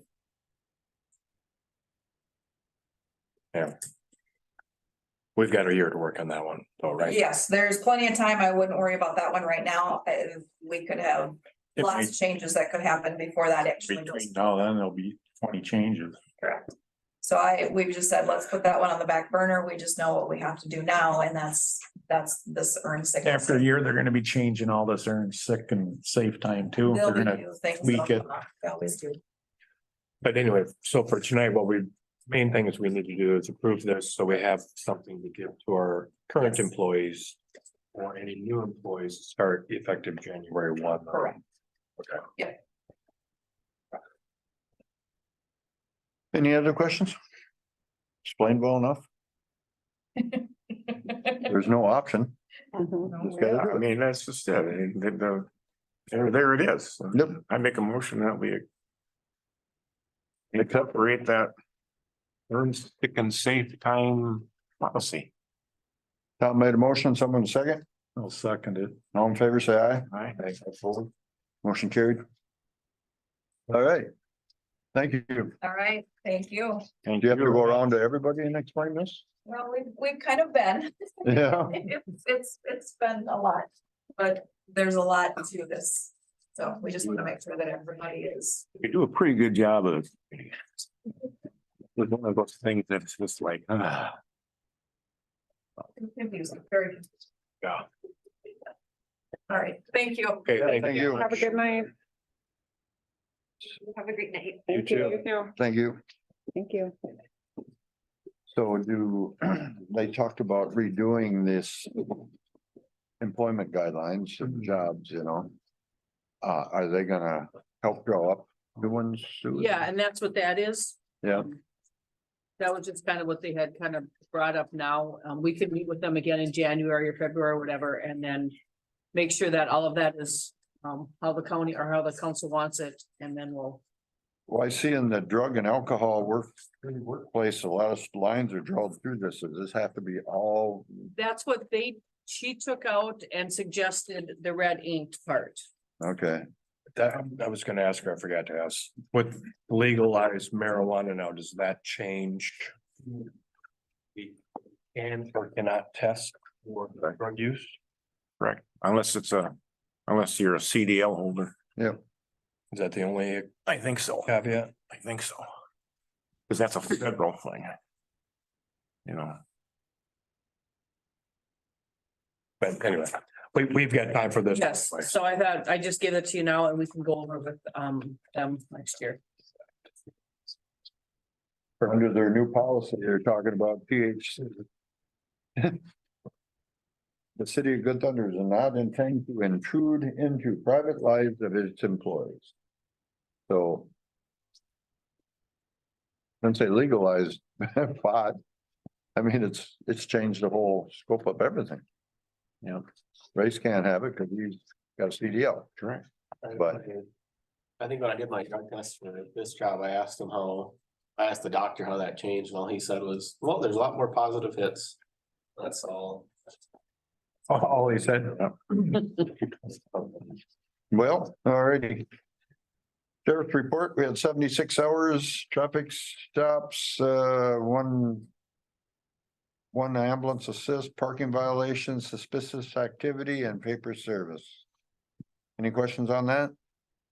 That move on to fire department, had 6 medicals, 1 motor vehicle accident, 1 mutual aid, and 1 lift assist. Any questions on that?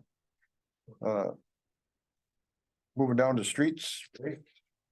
Got few things here.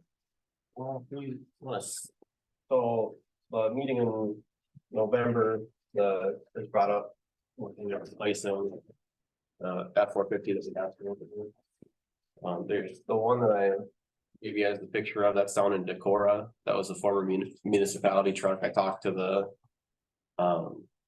it was from the city of Postville, Iowa. I talked to that guy. Got the rundown on it. He said that they never had any issues with it. He's got the maintenance records. In the event that we go through getting that truck started, that he said he'd more than willing to. The plow and the sander and the mount, basically. When I had first seen it, I thought, well, maybe we just swap plows on the trucks and sell the other truck with that plow on it. But I talked to Darren at Chris Steele, and he said that basically the plows on a trade is worth maybe worth the mounts and the wiring harnesses to get the boss plow that we have, because the plow that we have is newer and better. He said that basically you're looking at covering the cost of trade to the plow, and probably maybe the sander towards that. It's basically breaking even on a new set of mounts. He said that sander's got a gas engine in it. So he said no one wants it. Just a skid plate one. Yes, the drop down. Yeah. It's got a gas engine on it. He said no one wants that style anymore. So he said it's pretty much worth about $500. Oh, really? And then, so that's down in Decorah. Then yesterday there was a F-550 that popped up in Farmington. Kind of the same 2017, same mile, pretty much the same price. That truck there is 54 or 5, I think, and the one in Farmington is 52. So there, if you were to go about adding the plow mounts to that truck, it's the same price. How about, does that one in Farmington have aluminum box? Yes, the caveat being that is a I for sure want to look at that one in person first, because the company that's selling it is a concrete and asphalt company. And the tailgate, for sure, the backside of it looks like it's pretty Beat up. so I'd be curious to see what the rest of from the pictures, it doesn't look like the sides and the floor of the boxer, all that, and all that bad condition, but I, Picture you see. right, that's where that is probably a more for sure. I mean, the guy said that, you could tell where the sander has been sitting in that truck, but outside of that, there's no issues with that box. And it does come with a tail, well, you don't have all the pictures there, so. But What year is the one we have now? 07, it's got 109,000 miles on it. 109? Yep. And the dealership there, if we were to trade the one that we have in, said that it's probably only worth 10 or 11, and they'd try and sell it for 14, and I didn't even send a picture. It's gonna need new tires on it. As well as there's This one's got some metal work that's gonna have to be done on the box in that truck too. first down.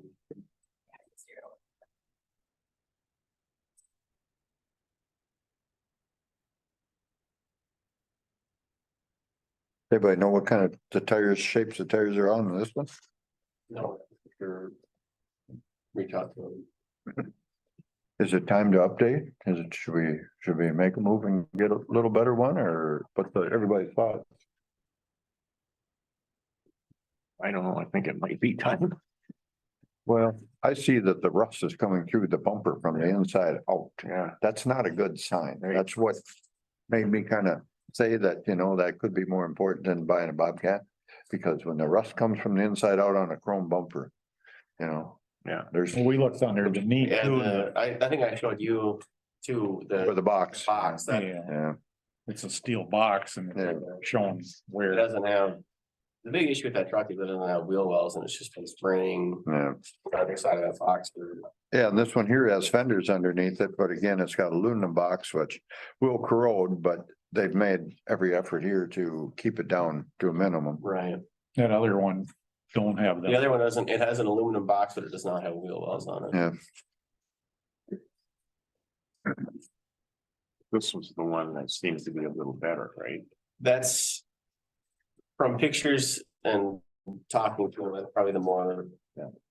It's for sure been the more gently used truck, because like I said, it's a company that part of the work is concrete, so I'm sure that. Yeah. Not to say that all concrete guys are Aluminum bad, but boxes beat that. Which one, the Decoria one or the Farmington one Farmington one is in better shape? No, that one, the one in front of you is probably the more More. lighter used truck. Chris Steele would take this plow and that sander in on a new mount to fits this And vehicle control. to mount Yeah. our snow. Everything that we need to run the plow that we have on that truck. Yeah, 'cause our plow is only what, a year or two old? Here, we just got that last. So that, Not even- and our plow, I believe, looks like it's bigger. Ours is bigger and that's a 2008 I think it's a 9.5. I think it's less than that. One we have is a 10-foot boss plow. So this is at the Ford dealer in Decorah then? Yes, Okay. and then if we were to go forward with that, we'd have to figure out if it's worth trading the one that we have for that, or if we try and sell that. By whatever means you have to do for a city. Well, if we did this, now, the one that we have then would not have a plow on it. Correct, but it would still have everything it'd be ready for someone if they wanted to put a box plow on it. So it would have the mount. It would keep have the mountain, that truck would keep everything minus the plow. the plow and the lights and the frame. Yes, That was gone. The mount has the lights and the mount that's on that truck, you can't put it on this truck. Right. So that has to go with our truck, but we're keeping the plow. Right, but the mount will stay, Yeah. the wiring and the mount. So, Cause every 2 years when they make the new truck, yeah, so if the someone. mounts don't If fit. someone wanted to buy ours and they had a boss plow, they could hook it up, or they could take off the mounts and put on whatever. whatever they, I mean, it's. At that point, it's up to them and what they want to do about it. Would it be beneficial to try to sell it outright, or would it be just crazy and be done with it? The only thing I would say about this time of year is if it takes a couple weeks, you know, there's no snow in the forecast for the next 10 days, but when is the big snow gonna come? And if we trade the truck and we don't have this one set, the new one set up, we could be screwing ourselves for a couple of days as far as snow plowing. We still have the big truck. I mean, I can't imagine that it takes more than a day to put. Yeah, I can reach out to Christie on that, but I can't imagine. Has been, if, say, we bring that truck in next week, what is the time frame? A day, 2 days? Right, and you can schedule a day to like I said, we still have the big truck and that's.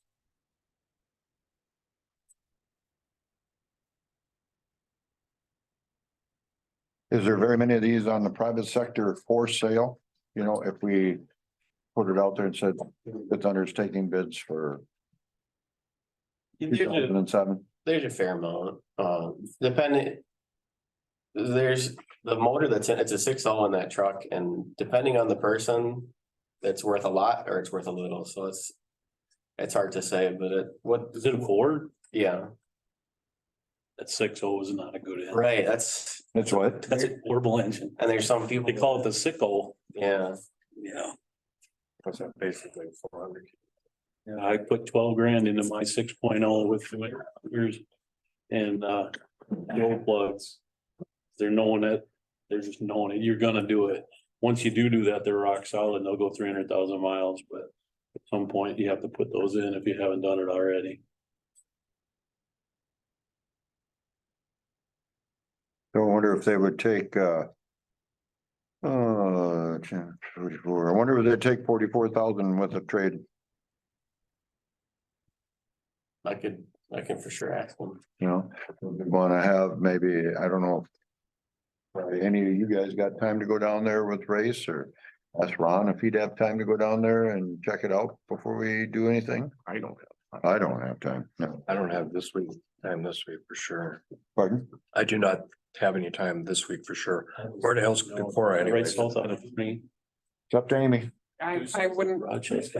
be able to. It's like a 7 hour.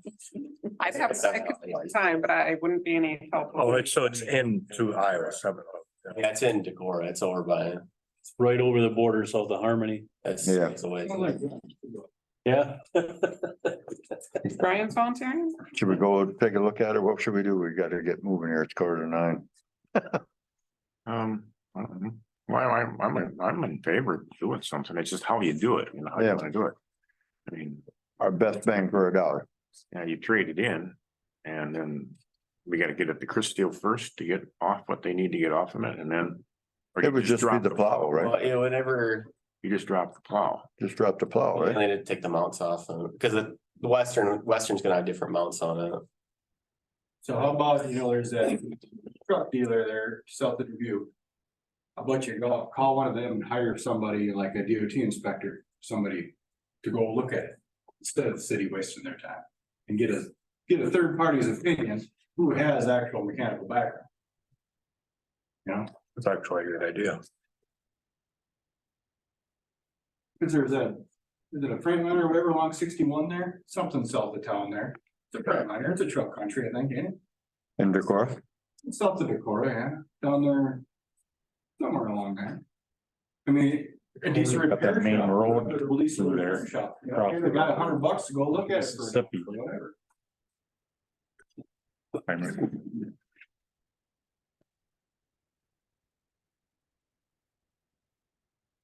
You know, the guy selling that's gonna tell you it's a gem, Right. you know?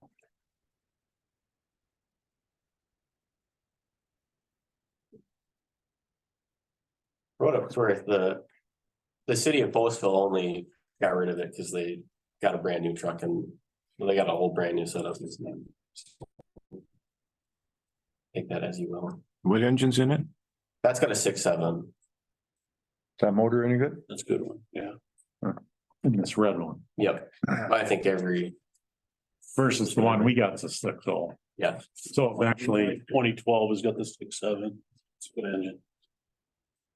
So now that we start, Snow has got the potential running into a curb. You know, anything and tweaking something.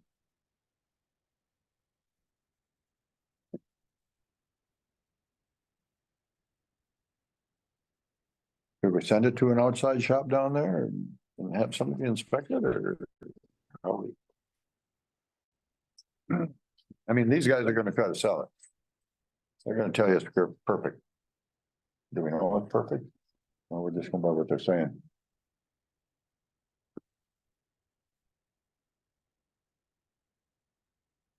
What's the chance you take? You buy anything used? you Yep. know, What do you do? But if you were buying something, your company, they would probably send Tom Freilich there to, Well, I would go down there with the check and go, if it's what they present it to be, Yeah. then we'd buy it, but Yeah. otherwise, come if back it's home. not, if it's not, then you come back.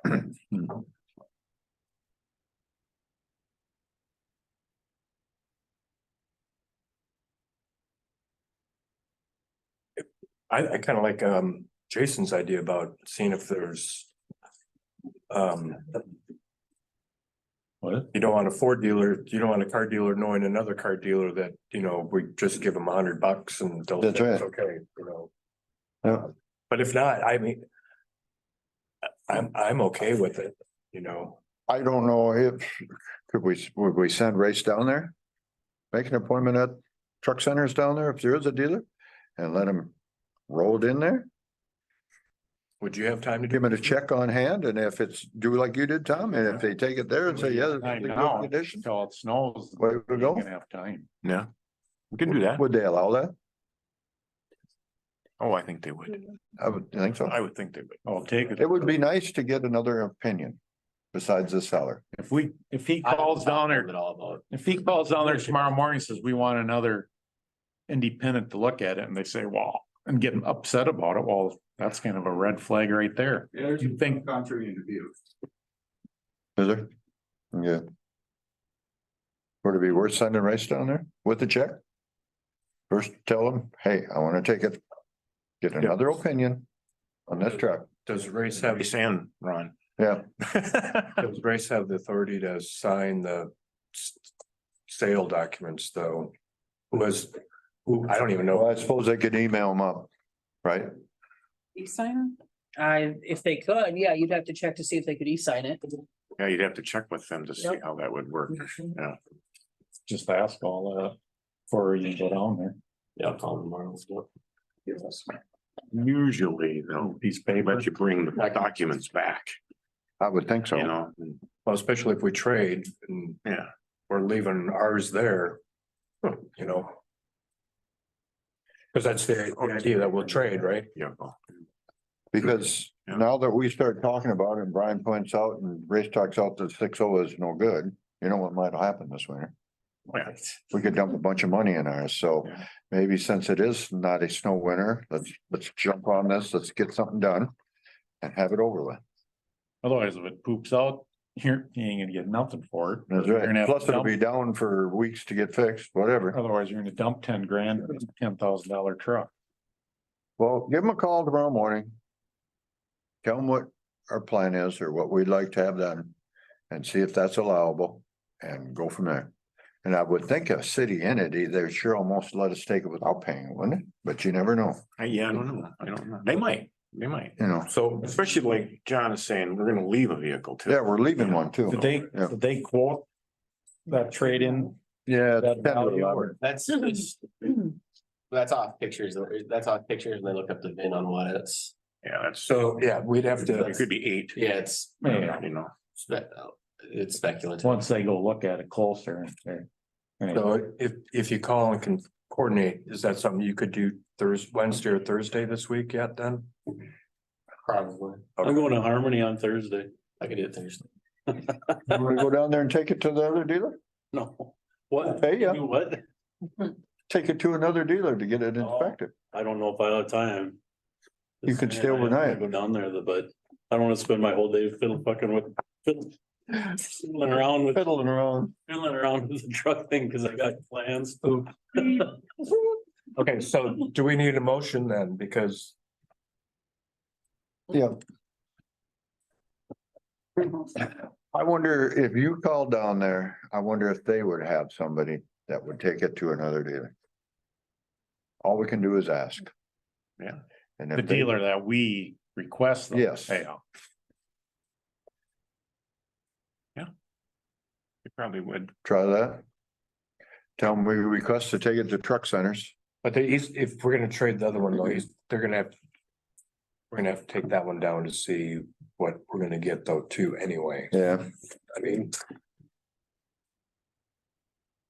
Either that or we drop the plow or the plow's already off of it. Take our stuff out of it, whatever, and clean it up as good as you can and take it down there and maybe make the deal all in one day and bring it back home. That's probably what I would do.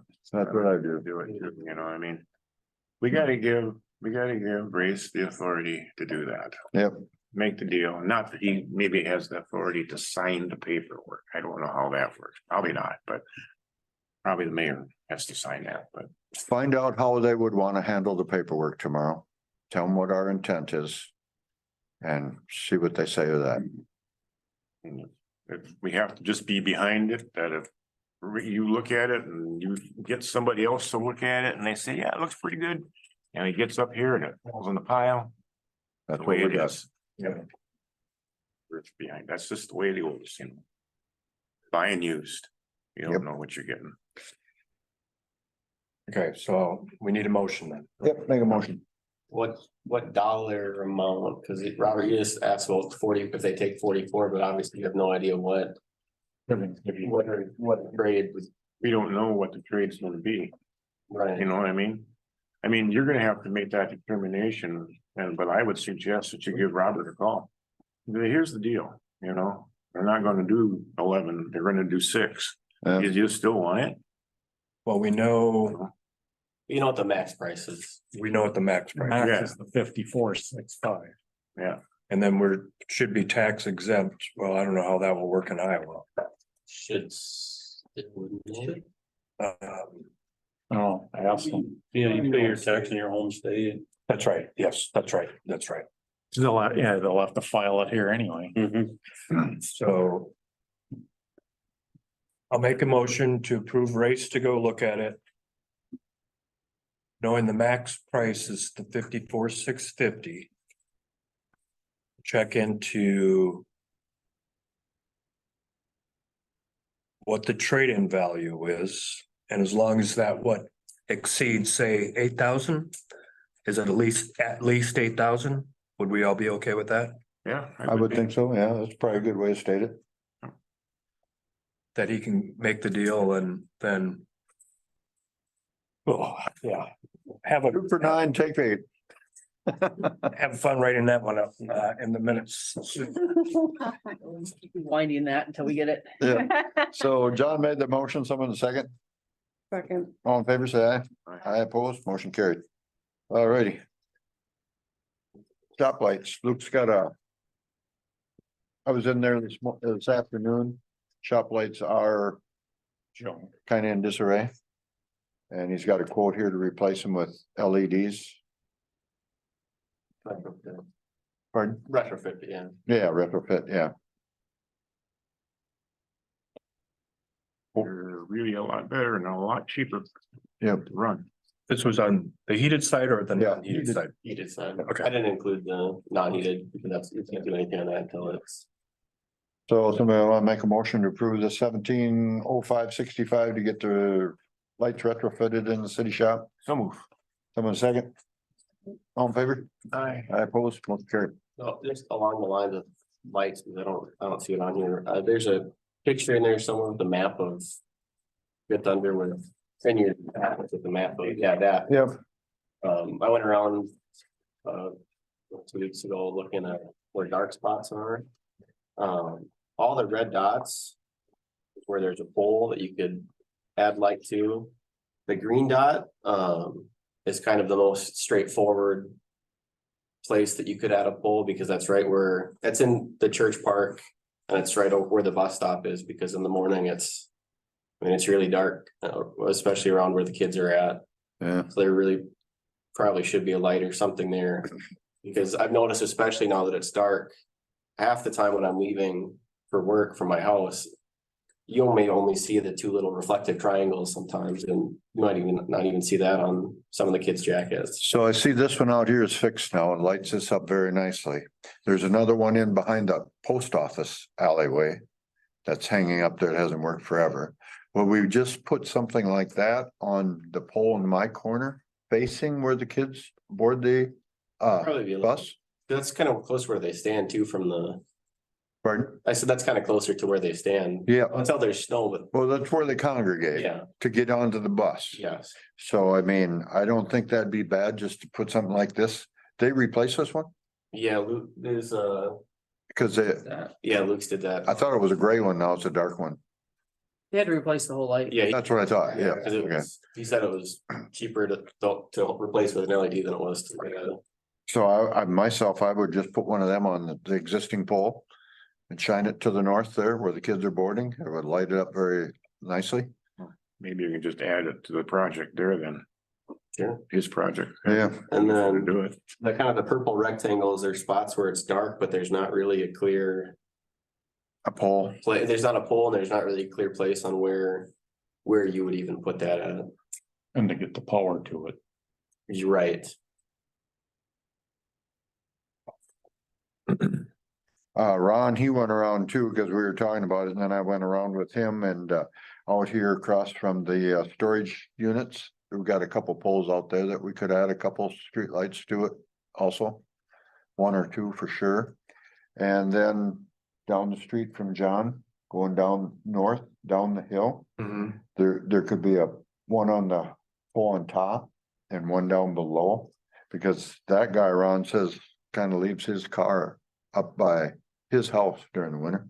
That hill. Yeah, his brother leaves his van up there. Yeah, because that hill and all that snow, it's very dark. I mean, Oh, you're talking on on Hubble, on the gravel. Yeah, going down over the Okay, hill. yeah. There's a pole right up on the top by you, Mhm. and then there's one down in the bottom. Rick Peters. Well, Yeah. to me, it's old Caven House. I can't remember his name. It's Peters, Is it? Yeah. Okay. Rick or Richard, Yeah. Maple River for a while. you know. Otherwise, if it gets enough snow, you can't make it up because it's a Yep. steep hill. So that'd be right down here on this one. Mhm. Yep. One on the corner right there and one down below there. There's two poles. So. What do we do? I mean. I was Excel put these in then that you're talking about now, or this all a loop project? That'd be Excel.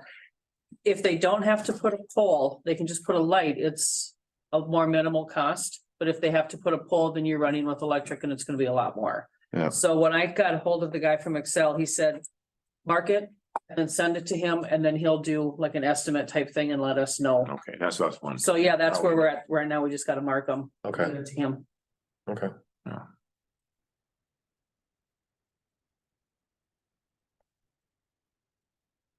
And I didn't bring that list that I had, so maybe Rach and I can get together, see how that coordinates with this one. Yeah, All right. Okay. put that down to him and then Yep. we'll know where we're going. Yep. Okay, Rach, tractor, snow blower. Well, I talked to, there's a guy in. I think Oldham, South Dakota that. He's basically like he's a farmer, but he's also a salesman, and he has 3 blowers that are brand new and. For example, the one that I was looking at, the exact same blower I was looking at in Janesville was $9,100, and he's selling them for $8,100 brand new. And his rationale behind that was he's not in it to make money, he's just trying to help out. I guess other farmers. I saw him on Marketplace, I messaged him and it's like brand new from the Lawrence factory. It's $1,000 cheaper there than it is. What's the name of the town? I think it's Oldham. It's another 3 hours, it's 3 hours, 3.5 hours away. So it's along the border somewhere? Yeah, I think Obviously. so. I can't remember. Sioux Falls is 2.5 hours. Brookings is 3 hours. I think. About that, Let's see, on a good day. it's. Yeah, it's a little west of Brookings. So past Lake Preston. This side of Huron ways. This side of Huron? Oh. Well, then you're talking 4 hours or better to get out there. He said too, if you go through with it, he said he's more than willing to work out a deal to, if we just pick it up from, I forget where Lawrence is based out of. Benson, Minnesota. Yeah, he said you go pick it up in Benson too. Or it was, the invoice that he sent was $300 for delivery, which is probably about what you'd have into me going out to get it. Well, you go to Benson before you go out there. Right, but even fuel and hours, you're not too far off that number. Is that something we want to proceed to get yet this year as a snow blower? So we go get a new truck and then we drive up to Benson, we get a new snow blower and we're all wrapped up for the year? I make a motion, we do it. Okay, Tom made a motion, someone second? Second. Amy seconded, all in favor, say aye. Aye opposed, motion carried. Yeah. Okay, We actually need the blower for sure. Right. Cause no, we don't, nothing because it's right not now. gonna snow.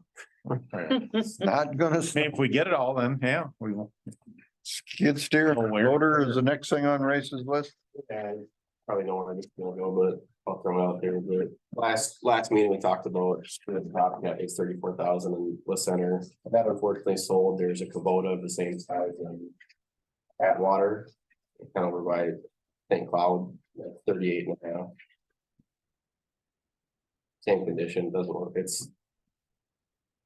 looks new almost. So. Well, we're not gonna get any snow. That's right, we're not gonna get any snow. My thoughts are if we purchase a truck and we get a snow blower, we're kind of set for this year. This is where I'm kind of heading to. I agree. Exactly. Yeah, and We can put it on the list for maybe next year, right? Maybe. Yep. We'll see. Okay. So we have a building permit here, haven't been able to locate mine, but anyway. The individual said he was gonna be here, but is not here tonight. It is, did anybody look at it? Scott, did you look at it? John? No, I didn't know. Grace, you I've seen it. kind of looked at it. It's nothing. I might have a picture of it. I think, so did he tell you that he made it out of He made it out of used pallet? pallets that he had and miscellaneous stuff they had in his yard. And is it that a tarp covering it or plastic? Yes, It's not a deck, it's a It's a shed, shed. yeah, correct, yes. so 322 Main, who is lean to. right next to Tim Block. Jewison? Mean Yeah. Jewison's and Bruce Peppers, Mhm. that little house. Oh. And it's leaned up against the house. Or what? Mhm. On the back? On the back side of the house. Oh, Yeah, northwest corner of the house. He did not, So- Yeah. he's already built it. It's he's already built, Yes. well, if you wanna call it that, he's just constructed it.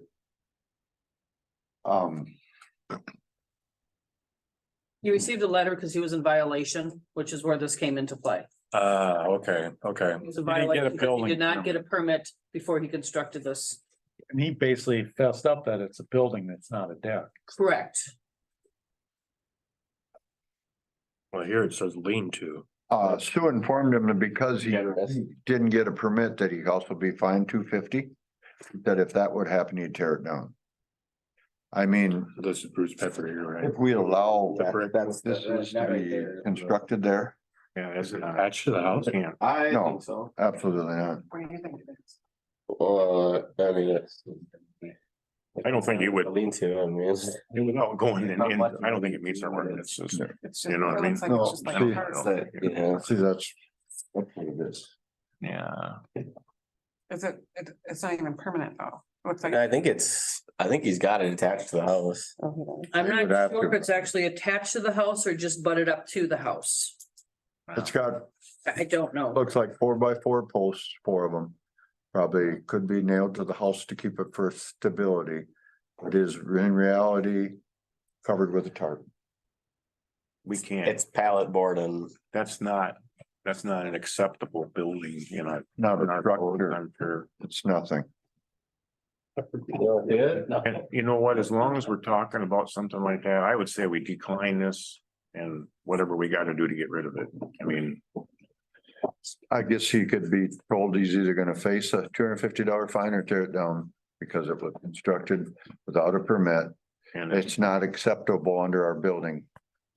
Or I would maybe phrase it that you're gonna get fined $250 unless you do, if you do not tear it down. You're gonna have to anyway, and then you're gonna have to pay $250 because you're dilly-dallying. By what date? Yeah, give them a drop dead date. yeah, 30 days. Yeah, 30 days be good. No snow on the ground yet. And it's supposed to be 50 this weekend. Some, you know, we got a house right on Main Drag that doesn't meet any.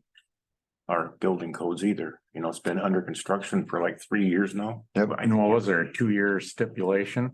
And I don't know, but you can't have in our code, and I can't go to the code and I don't remember exactly what it is, but that doesn't meet it. The one with just no siding. No siding on it. You gotta have siding Well, on that the foam house. board's blowing off now every time the wind, there's chunks of it. So I mean, nobody's living in it needs to get a letter. I don't know who owns it or anything, but. The people to the west, That big house. Oh, he bought that and was redoing it, and then it just come to a stale. It just stopped. yeah. So I guess, you know, he might have to get a letter stating, you know, this has been this way for quite some time, and now what is your projected plans? Yeah, I Fix mean- it or get rid of it. Does he have a permit for anything on that, or wonder if he needed a permit for He anything? probably did it a couple of years ago when Yeah. it started, you I'll know. do some digging. Have you ever found all the past permits? Did you say one time you're missing some or haven't found them or, Building permits? Yeah. No, I found them. but, oh, that was minutes. Those some minutes that I've still been unable to locate. I really haven't had time to dig for them, but Okay. some of them I have not been able to Ain't find. there an amount of time before that permit It expires? expires every year. Yeah, Mhm. So, so really, you're supposed to come in And renew it. $10 or whatever it is, I don't even know. Yeah. And get a renewal, really. I thought somewhere in the ordinance, Yeah, but it's been a few years, look, but from the time you start to finish a project, it could be, there's a time frame. I And mean, that's way over the time frame. Well, we've had the same issue on this street to the very end. One neighbor complained that it never, ever has gotten finished, and that was 3 to 4 or 5 years, 4 years ago. That individual was here complaining about that place never getting completely done either, so. Yeah, well, I wouldn't be so Stone, worried about it, is that the stone? you know. If maybe the unfinished portion was in the back, but it's the whole darn thing, and it's right on the main drag. Well, when you come into this town as some prospect of buying a house.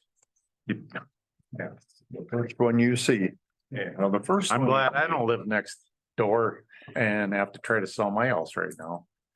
The first one you see is the one at the bottom of the hill straight That's right. ahead, Yep. with the window hanging open and Yep. crooked. You know, no, I'm just saying, yeah, And I mean, there, and it just, That doesn't meet, the main drag of town, that doesn't meet, real appealing. the, No, a lot of towns you drive into, it's all commercial businesses, you know, Janesville. You know, even Amboy, all, you know, you drive down and it's like kind of, It looks Storefront. presentable. ours looks a little bit like a third world country. you know? it does, you're right. So I mean, How can you get somebody to, well, that's no different than the yards that we have on South Holiday. Um. How do we get them to spruce up their property? I mean, you call in the people that assist these individuals because you know that the quality of life they have isn't quite up to par. Then we have one north of the old bank too, that has no water. We have people that have no, well, both of them have no water. Yeah, no, Veronica doesn't either. How can you live with no water? Do we get somebody from Blue Earth County's human services to come in to help these individuals? The city should be able to condemn at some point, but I mean, if it's a health and safety issue, the city should be able to condemn it, but I don't know. Having no water, wouldn't that be a health? That would be a health, Yes, yes. absolutely. Well, Brian, you know, is it a health issue not to have water? Yes. How can you safely flush your toilet? They're using, It's happening. Yeah. And they're cheating then, just. They're by doing cheating, that. that's right. Is that something we could ask Kennedy to ask?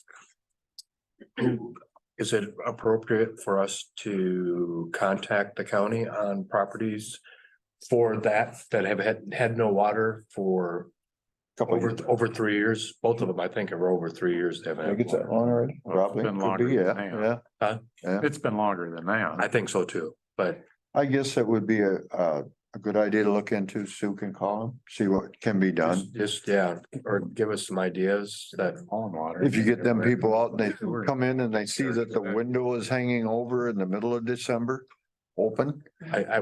From what I've heard, the stories I've heard about the one at the bottom of the hill, chances are that house would be condemned. That's what I would, Would be condemned anyways. yes, I mean, If there's fecal matter or if there's anything that can be a health and safety, it can easily be condemned. yeah. The other one with no water, that what you just said is probably a very big concern inside. Yeah. The stench. Other people have brought up to me and others, it's that in the summertime, they can't even walk by the house. It's that That's right. strong smell. Yeah. So Sue, give him a call, see what can be done, if anything. I know it's probably end up just like us trying to clean up yards. Where it'll go, who knows? Okay, we took care of the skid steer zoning permit. Anything else, Race? Okay, did you want to talk that Race had Kelvin? And they measured up the cold side of the city shop for tin insulation, whatever. They wouldn't make it the bid tonight, but that's coming in the future. So. Good. Brian, Real brief, just a couple of things, we had Javens Mechanical come out and do another spool piece. That burst a leak on the pipe from the well to the filter. They did that, and pipes are still shaking really bad, so we had them come back and add some bracing. It still shakes a good amount. I think Race, you and me should get together sometime this week. I want 2 of us there. We need to open up that filter and find out that pipe that goes in there. I think it's broken free from its mounts inside the filter. I think they've rusted enough and that pipe is shaken. I think that's where the shake is coming from. So if that is, we cannot enter, you can't break that plane. It's a confined. But we can open it up and take a flashlight and take some pictures and see what condition that's in. And then it's up to you guys if you want to get a quote to get it braced up inside the filter and whatever it takes to do that, but it needs something done. We mentioned one time about putting a soft start on the well pump motor. That'll help you on startup, but when it stops, it also shakes really bad. You know, the water hammers back the other way. So we'll check that out. I think one day when you get a chance, we'll meet there. And I don't trust anybody alone on that platform. That's not safe either, but. Time tomorrow. Huh? Yeah, time tomorrow. Maybe, but I have to meet with a lady from the Department of Health in Pemberton and South Bend. She's gonna take samples, so she hasn't called me with a time yet. So maybe not tomorrow, maybe another day. Yeah. We'll see. It's sometime. We need to do that. So that's that. They did a nice job of bracing it up, but it's hot. Hans, there something I was gonna mention. Oh, I missed that meeting when Bolton Maine came and talked to you, but I did call and talk to them for over an hour before the meeting. To let them know from my point of view what the issues are so that they could explain it to you guys better. Regarding the pond and the phosphorus and all the other things with that, so I won't rehash that tonight. But We moved ahead with the plan. yes, I know, yep, that's We moved good. ahead with it, so. That's good, so.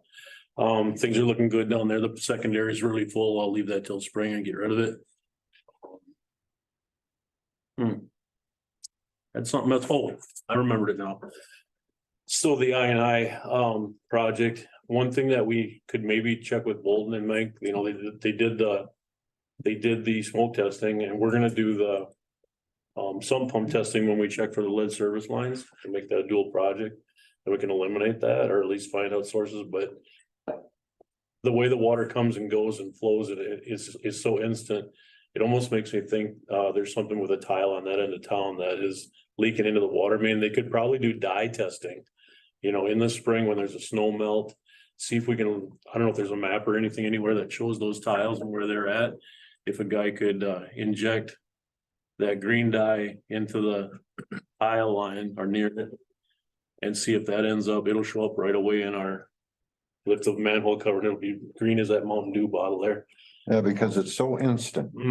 Yep. It almost makes you think like maybe we've got a sewer main and there's a tile across in it and there's a break in it there and it's just dumping.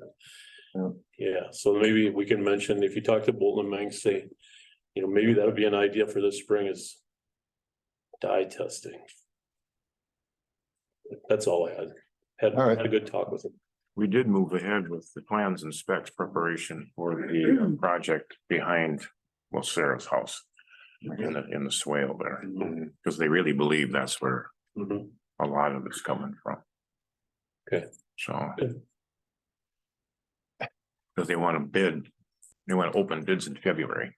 That's the. Good deal. All right, thanks, Brian. Next thing, community comment, anybody? Everybody think about taking over the street, taking the cash and running. What's this? Oh, for the Street. Taking the buyout and not. Taking The money has to pay. And running. Yeah. Because he says right here, he's gonna fuck up Main Street when they go come back in. They messed that up too. They'll narrow it all up. Take the money and there's nothing wrong with the street, one sewer line in there. Right, because when he was talking about Vernon Center Streets, I can see the Vernon Center Street is probably as wide as where between the main drag, the fire department block. That's a wide street too, and I would guess that's about the same as Vernon right now. I don't know why you would take out something that's existing and replace it with a grass patch. Makes no sense. You know, you're taking something away that was already there. Yeah. The tree huggers. Like Kearney Avenue in the wintertime is a very bad street anymore. No, even without snow, that's not a fun street to travel No, on. it isn't. So there, When he said here, well, how many times do you have these cars here? Oh, people don't engineer things for the minimum. Okay. right, Engineer them for the maximum. right. You know, this is too small, hands down. They'll do the same thing to this street down here. Hopefully there's a decent council that'll fight them on it. So. That, and County Road 1 is a main thorough. The amount of traffic going through. It's smaller because it's just big enough now. When you Yeah. got trucks parked on the side and people on the other side, you know, this is too small every day of the year. With these guys parked over here, you drive with a truck, it's too small every day of the year. Even the block from Hauk down to the bottom of the hill. It gets down towards your house, it gets narrow when all them cars are on both sides of the road. Get a combine, the manure spreader or the merge. Tankers. Those things in a semi, yeah, there's people waiting.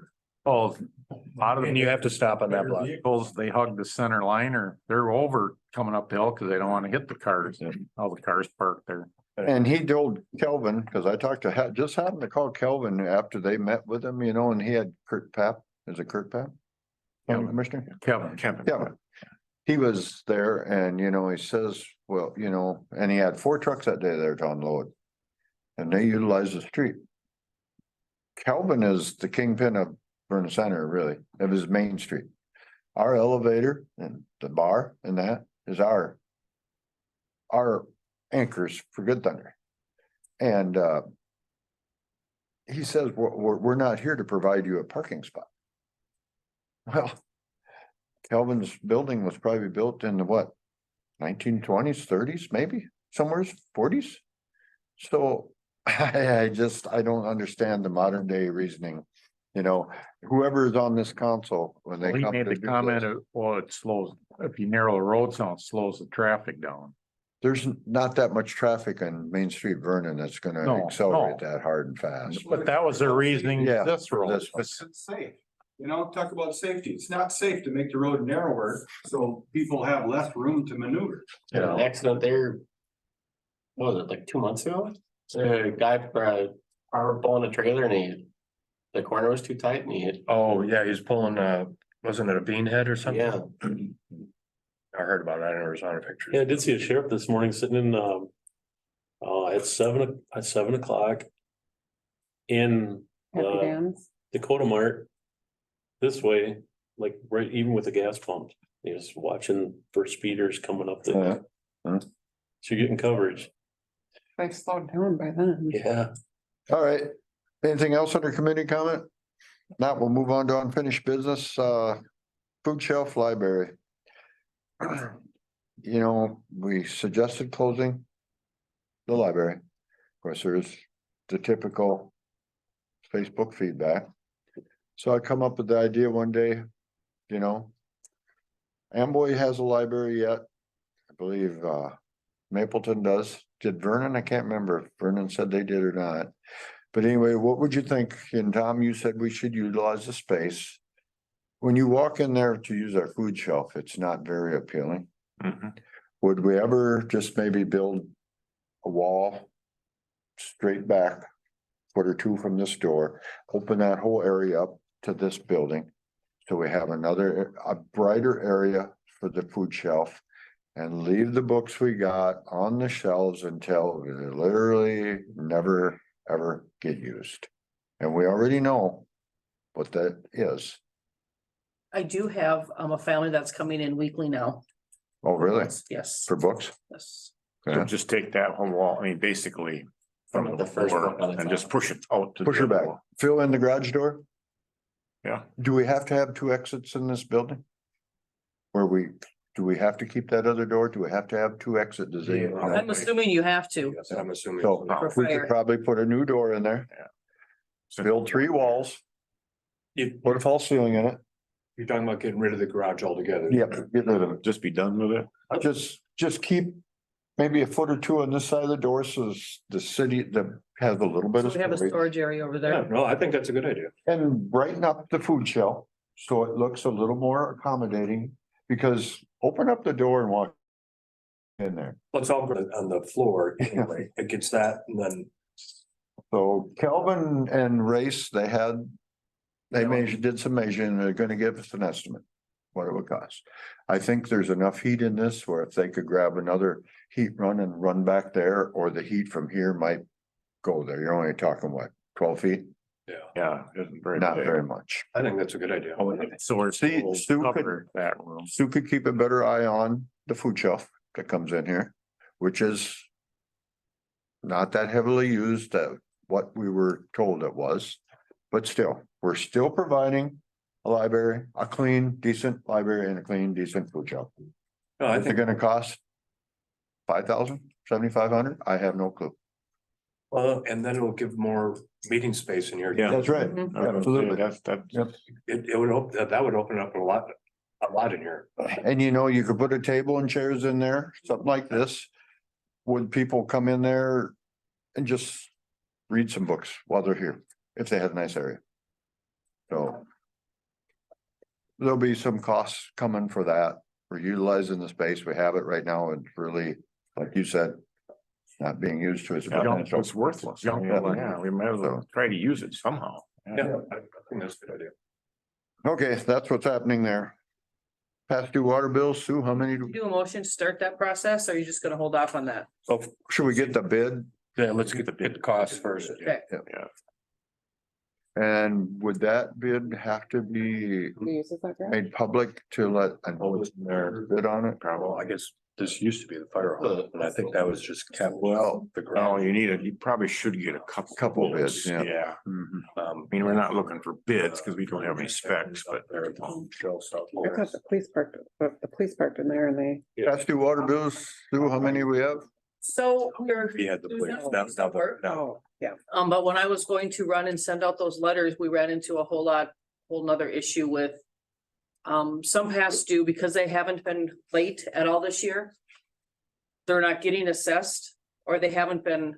I've got some that are $1,200 they haven't paid all year, but they've only been late twice in the quarter, so they're not gonna get that $30 late fee. But then we've got people that come in and pay monthly, and they're short $20 for this month, and they're gonna get that late fee because they're usually. Their water bill's due on the 25th, they pay it on the 1st or something. And I can't do that. No, I won't send out, that's why, so we have to come up with how we're gonna do that. I mean, I can definitely go in and keep those few that pay monthly, they're not on the budget plan, but they do pay monthly and they're just a few dollars short here and there. I can make it so they don't get a late fee.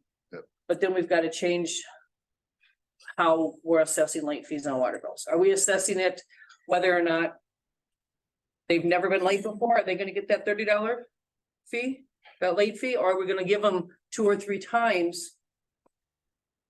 I mean, if I'm late on my credit card by one day, I get a $30 fee. Right. So, I guess the ones that are, and there's like you say, a few that come in and pay.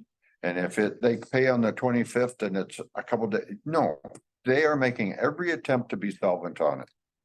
But the ones that have missed payments, they're the ones that have made no attempt correct. to pay Correct. water They bills. haven't paid a water bill They- either, or they haven't, Yeah, they should be the ones assessed.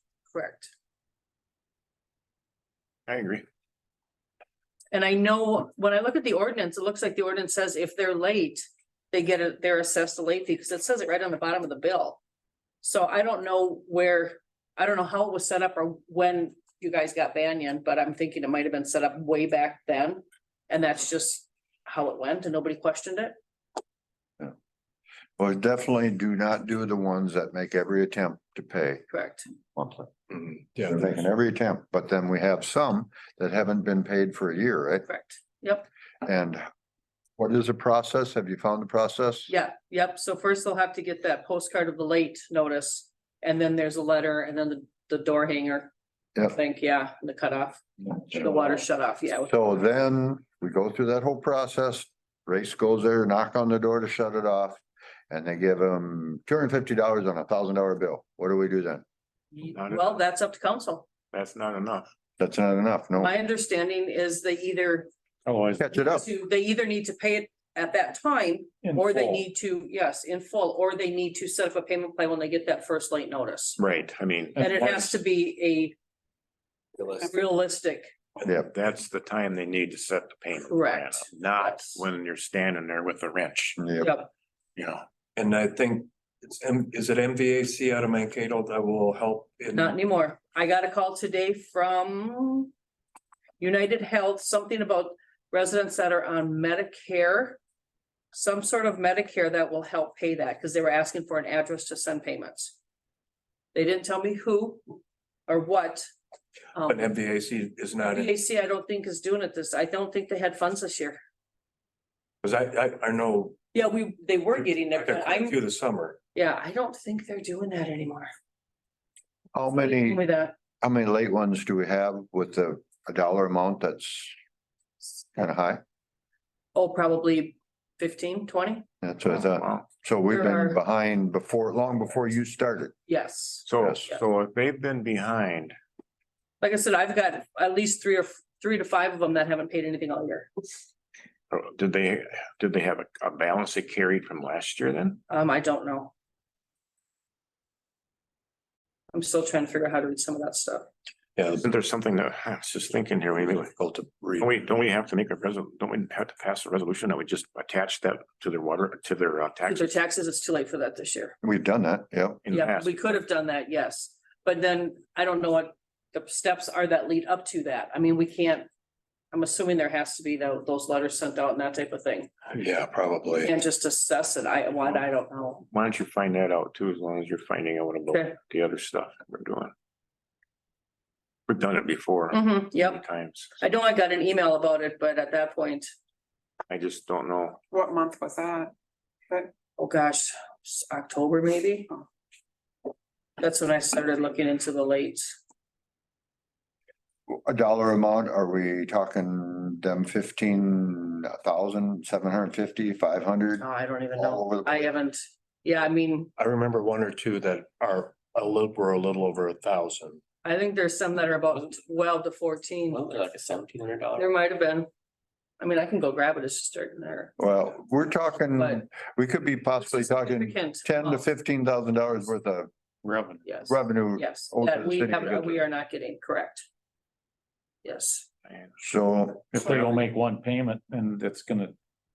They'll just start the whole, well, I paid. What do you mean I paid? Well, Yep. then start the whole thing over. well, and that's it. I mean, so I mean, each quarter that they're late, do you charge them a $30 late fee per quarter?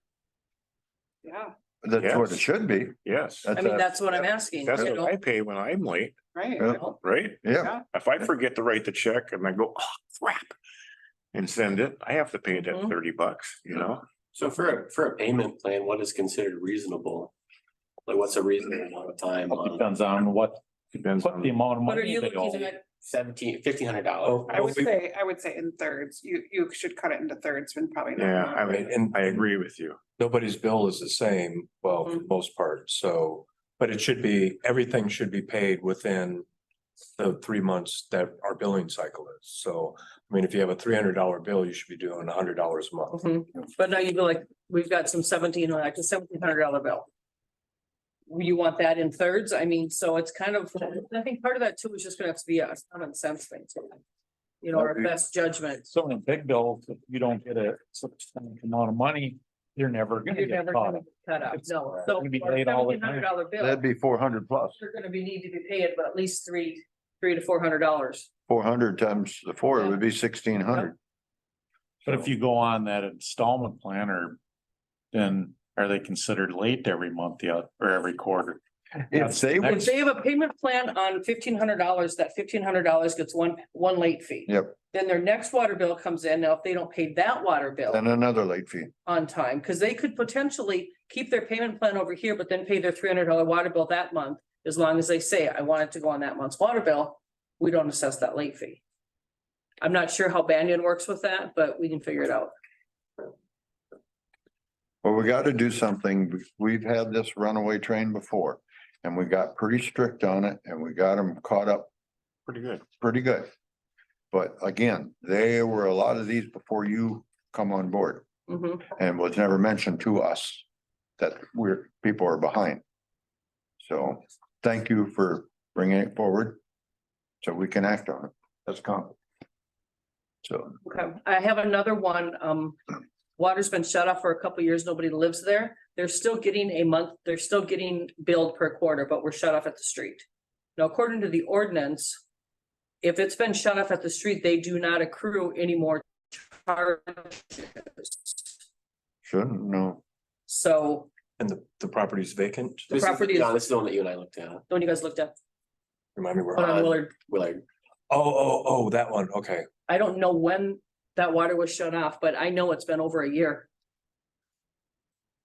For that, I would, So I have to go back in and look to see where, I know there have been payments made, but I think they were a year or so ago. So they owe money, but the water shut off. The water's been And shut it's off vacant. for a long time, yes. That should be, that's when it should have went on taxes. But no, because technically they weren't having water, so they were getting charged. They're getting charged. They were getting charged the bare minimum per quarter, but they didn't have They water. didn't have a service. They were shut Okay, off. So it's the. They didn't minimum owe a that's- bill.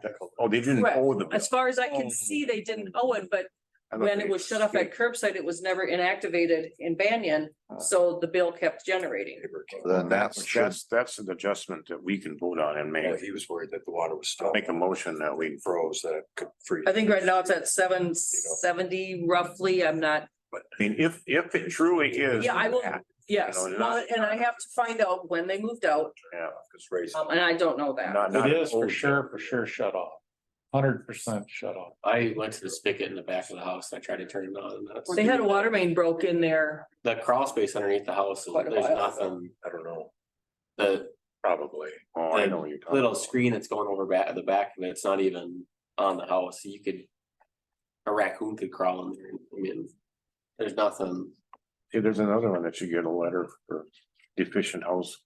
Well, yeah, now that we know nobody's living there. Yeah.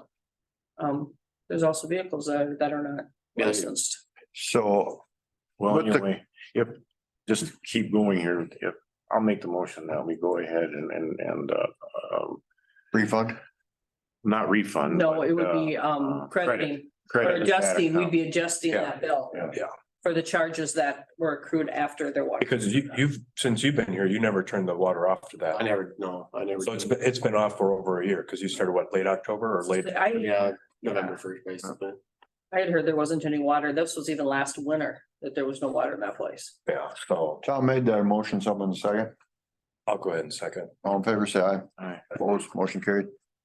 Along with that, the old post office that had a broken one before, that's still off, right? Across from the bank, that used to be the old post office, On the corner. No, Yeah, the old dentist place. they got a meter. but is it shut off? Because that's the one that, That's 344 main, right? That's one right there. Could be. that's Right the on one the we had a corner. large water bill before. Cause that's one that flowed water for a long period. of Yeah, time. right, right? Mm-hmm. I need to know that one and the Dakota Mart, is it Dakota Mart shut off? Automark I shut off. Yeah, I remember that. The one at 344, that one I believe is on because I put a new meter in that, because I was under the impression that that would, whatever.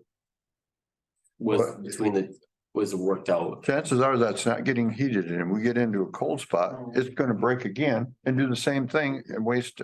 That was hundreds of thousands of gallons, right? Weren't they working on that house? I think I thought they were I think working there's on that people house. living there. They wanted water in there because they were going to be working on it to sell it. Cause I haven't seen any activity there. I haven't seen any. I think I have her phone number still. Isn't it the property right next to it? They're the ones that own it, right? No, No, it's somebody out of the cities.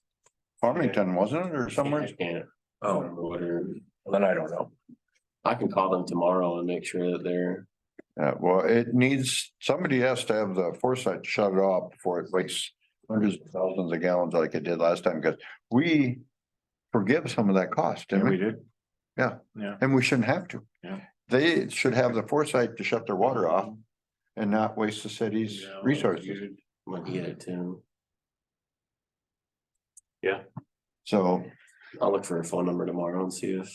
and the other one that you're questioning was where? You said the raccoon can go into? Oh, that's Willard. So no Willard, the yellow trailer. I don't remember what the, 809. we sent the letter for the grasses. Oh, They okay. got the truck sitting in their driveway. There's nobody's living there then? No, That's, one of the residents, neighboring residents came in and said that nobody had been living there since September. Oh, really? I was just looking. But to the see if truck they is were still there. The truck behind is. the That's property. been there though since before I moved here. Yep. That's been there forever. Yeah, it doesn't look like. So is somebody gonna be coming back there, or is it gone for good, or I think it was in almost tax foreclosure too, wasn't it? Yeah, there's a substantial amount of Yep. back taxes due at this point. On it. Well, there again, though, they still should get a letter, whoever owns it. Mhm. And so that we got a paper trail going, that's all we can do at this point. Right. Get the paper trail going and go from there. In fact, I think I sent something and it came back because there was no forwarding address. For something else, though. I think it was the surveys. I think I remember sending one out there. Yeah, that place is probably abandoned. I mean. I think What? it's probably abandoned, is my guess, but Or what'll happen? should- Probably, it probably will, I don't it know. probably is. with the trailer, I don't know, because it's, I mean. You know. I don't know from a city standpoint how you get rid of them, because I was just looking to see it. Who is the current owner? Griggs. James Griggs. There is never no James, is there? That is the original owner of that place. That was And the gave father it to, of, gave it to the granddaughter or the daughter, was it the Daughter. daughter, gave it to the daughter, daughter never put it in her name. And so it goes. okay. So what actions does the city do with that? Does that sit there dormant like that, or Well. just send that I letter? mean, I can send a letter about regarding, Yeah, no, you need to do that. We need okay, to start. but what do you want it? Which letter do you want me to send out there? Abandoned property, Both. The truck, I mean, the trucks with Just no like license, Whatever ordinance in the Okay. ordinances, you know, a couple of them. however many ordinances I can find. Upkeep of abandoned But Sue property. had information she found out, and you were telling me about this, and it took a while for me to get it, but. If some of these towns around us now are On abatement, going to the owner and saying, we're gonna abate this. And you're gonna pay for it. But then they do it, and it's gone, the eyesore's gone. And then they only charge 10% of what the real cost was. To the property owner, just to get it done, To get it gone. just Amboy to has get done it this, done. yep, Because then the property owner can go, okay, instead of it costing $20,000 or whatever, it's gonna cost me 1,000 or a lot of 2,000. times they'll only charge for like the labor of the city worker, or whoever is going in there to do it, or maybe half of it. Yeah, I mean, that's just throwing it out there. That's maybe what we're gonna end up having to do with some of this stuff, But you could only do it if the property owner is willing to sign it. Sign You it, cannot yeah. force them, right? because then you end up storing it, but if you have the abatement, you go in there, you clean it up. For like Amboy, they had some residents that weren't able to do that for whatever reasons. And they just needed help, So you have one just north of your place. but they have to Do be that. willing. Well, that's, I'm wondering, you know what I mean? Just throwing it out there Mhm. 10 o'clock at night, we don't wanna, like, but think about that, that. I just drove by that the other day in the daylight. And there's just literally piles of nothing. Junk. Right, I know, It's all junk. I know. It could be literally thrown and clean it up. In a matter of an hour, you could take the place looking terrible to being. Okay, I was just curious how long. Is it just lazy? It's hoarder disease. Now the Christmas decorations are there and tipped over, laying there with the rest of it. And they'll be there at Easter. Well, anyway, just kind of put that in the back of your minds. I think that might be what we're gonna end up having to do with some of these places. And Yeah. just bite the bullet, So like that pickup that's sat there, and I believe there could be one more vehicle there There's two that vehicles on that one at Willard. Which one Yep. are you talking about, Willard? Yep. Yeah, there's two vehicles on. they've been there There too. for, Yep. Remember that Chevy pickup? There's one on the side. Oh. there's one Truck on the sits there, side there's too. One over here on the side. Do we have the sheriff run the license plate, who the current owner is? And then send them a letter and saying, this vehicle is not licensed.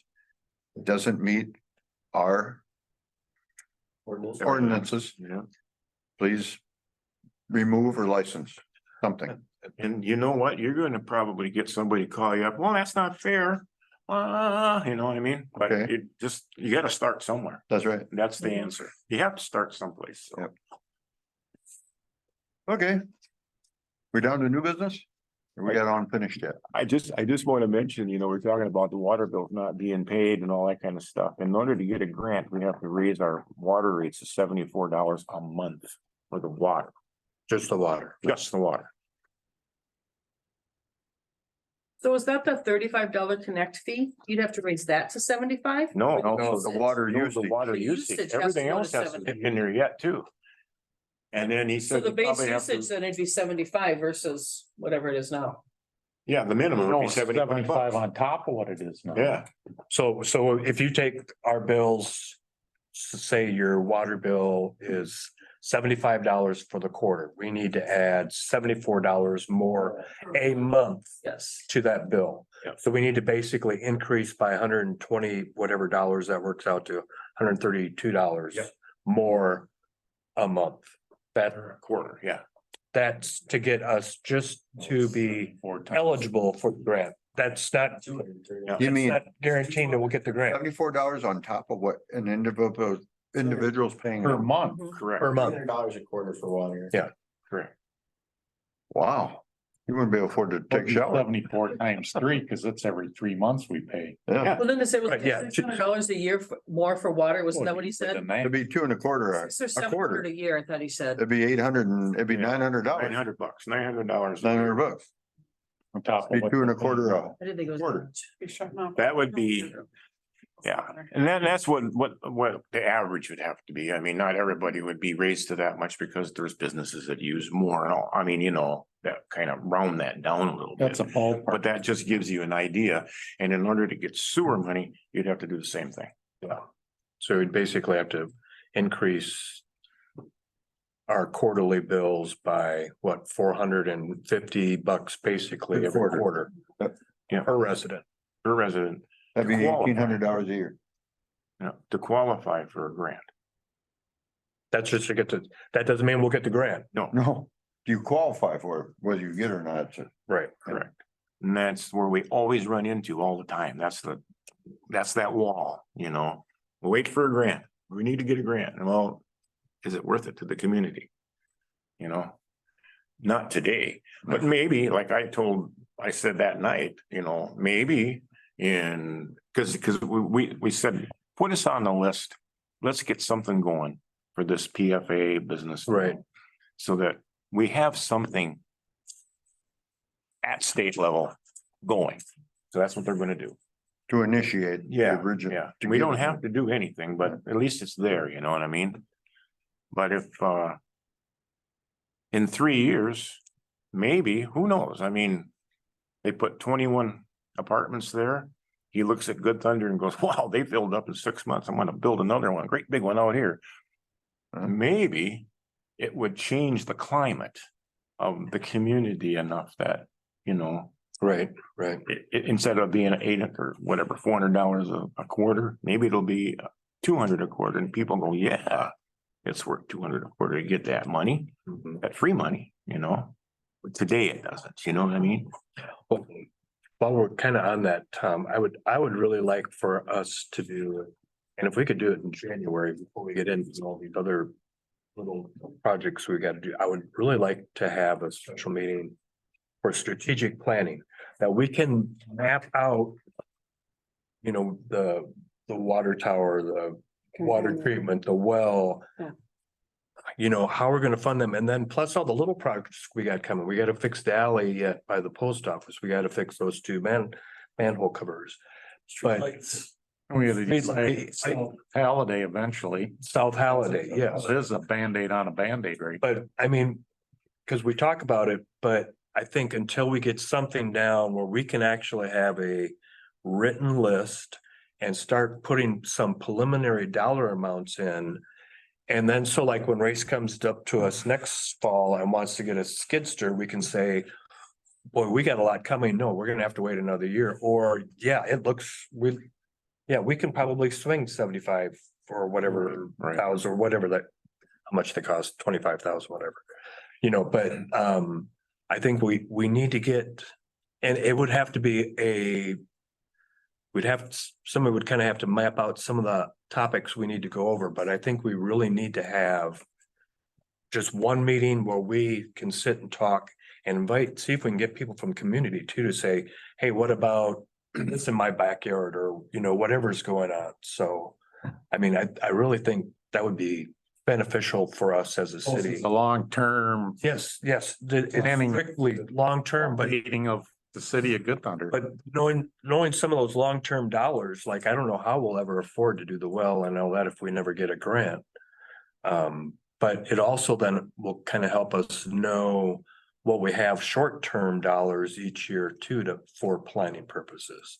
You know, instead of just going off the cuff sometimes. We definitely need a plan, because you know how many years we've talked about the treatment plant? Well, I know.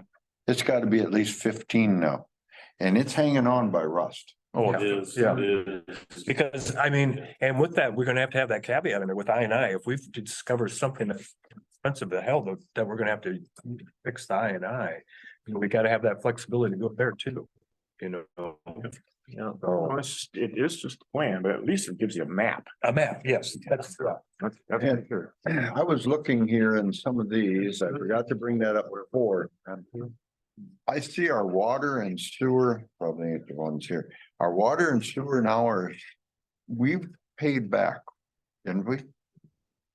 The general, As far as I can know, as far as I know, yes, we have. because Yep. now I see on the revenue side, we're finally making a little money on the water and the sewer. Yeah. And we spent, you know, a lot of money on sewer, televising and all that, And lining. and water this year too. with And the water. too.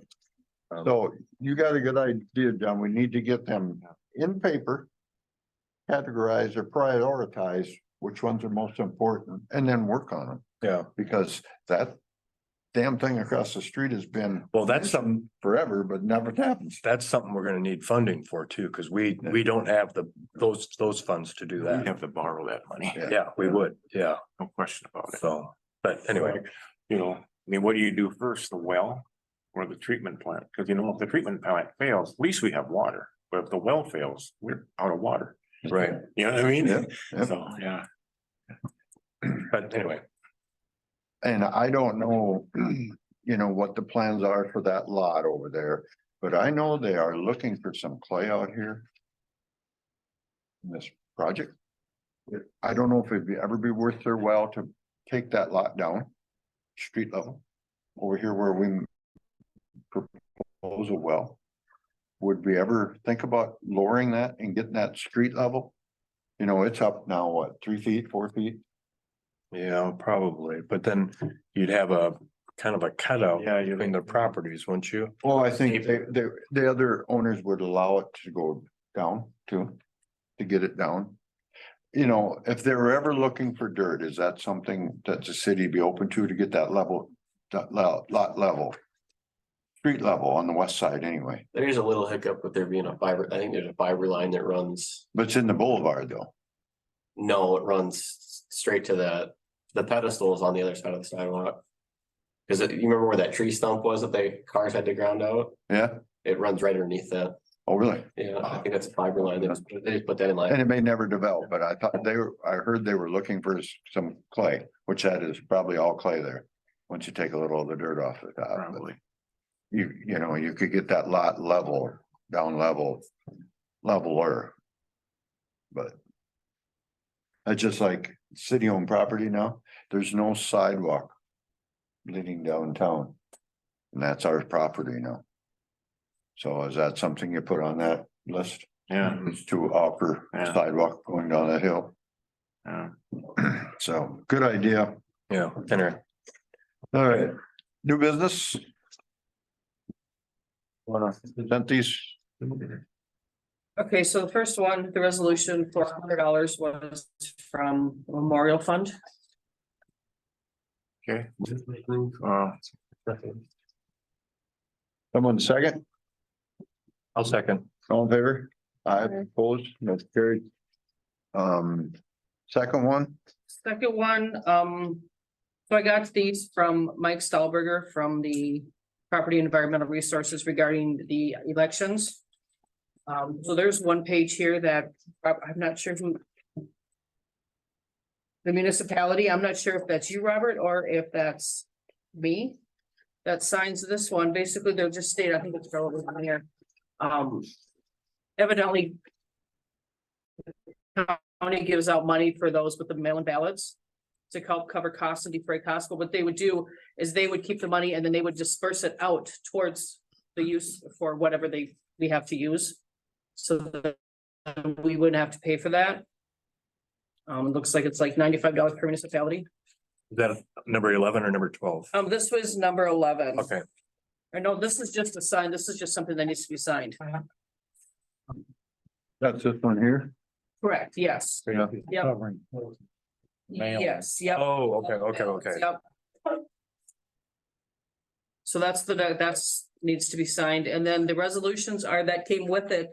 I'm just stating that they're stating that Good Thunder is a mail-in.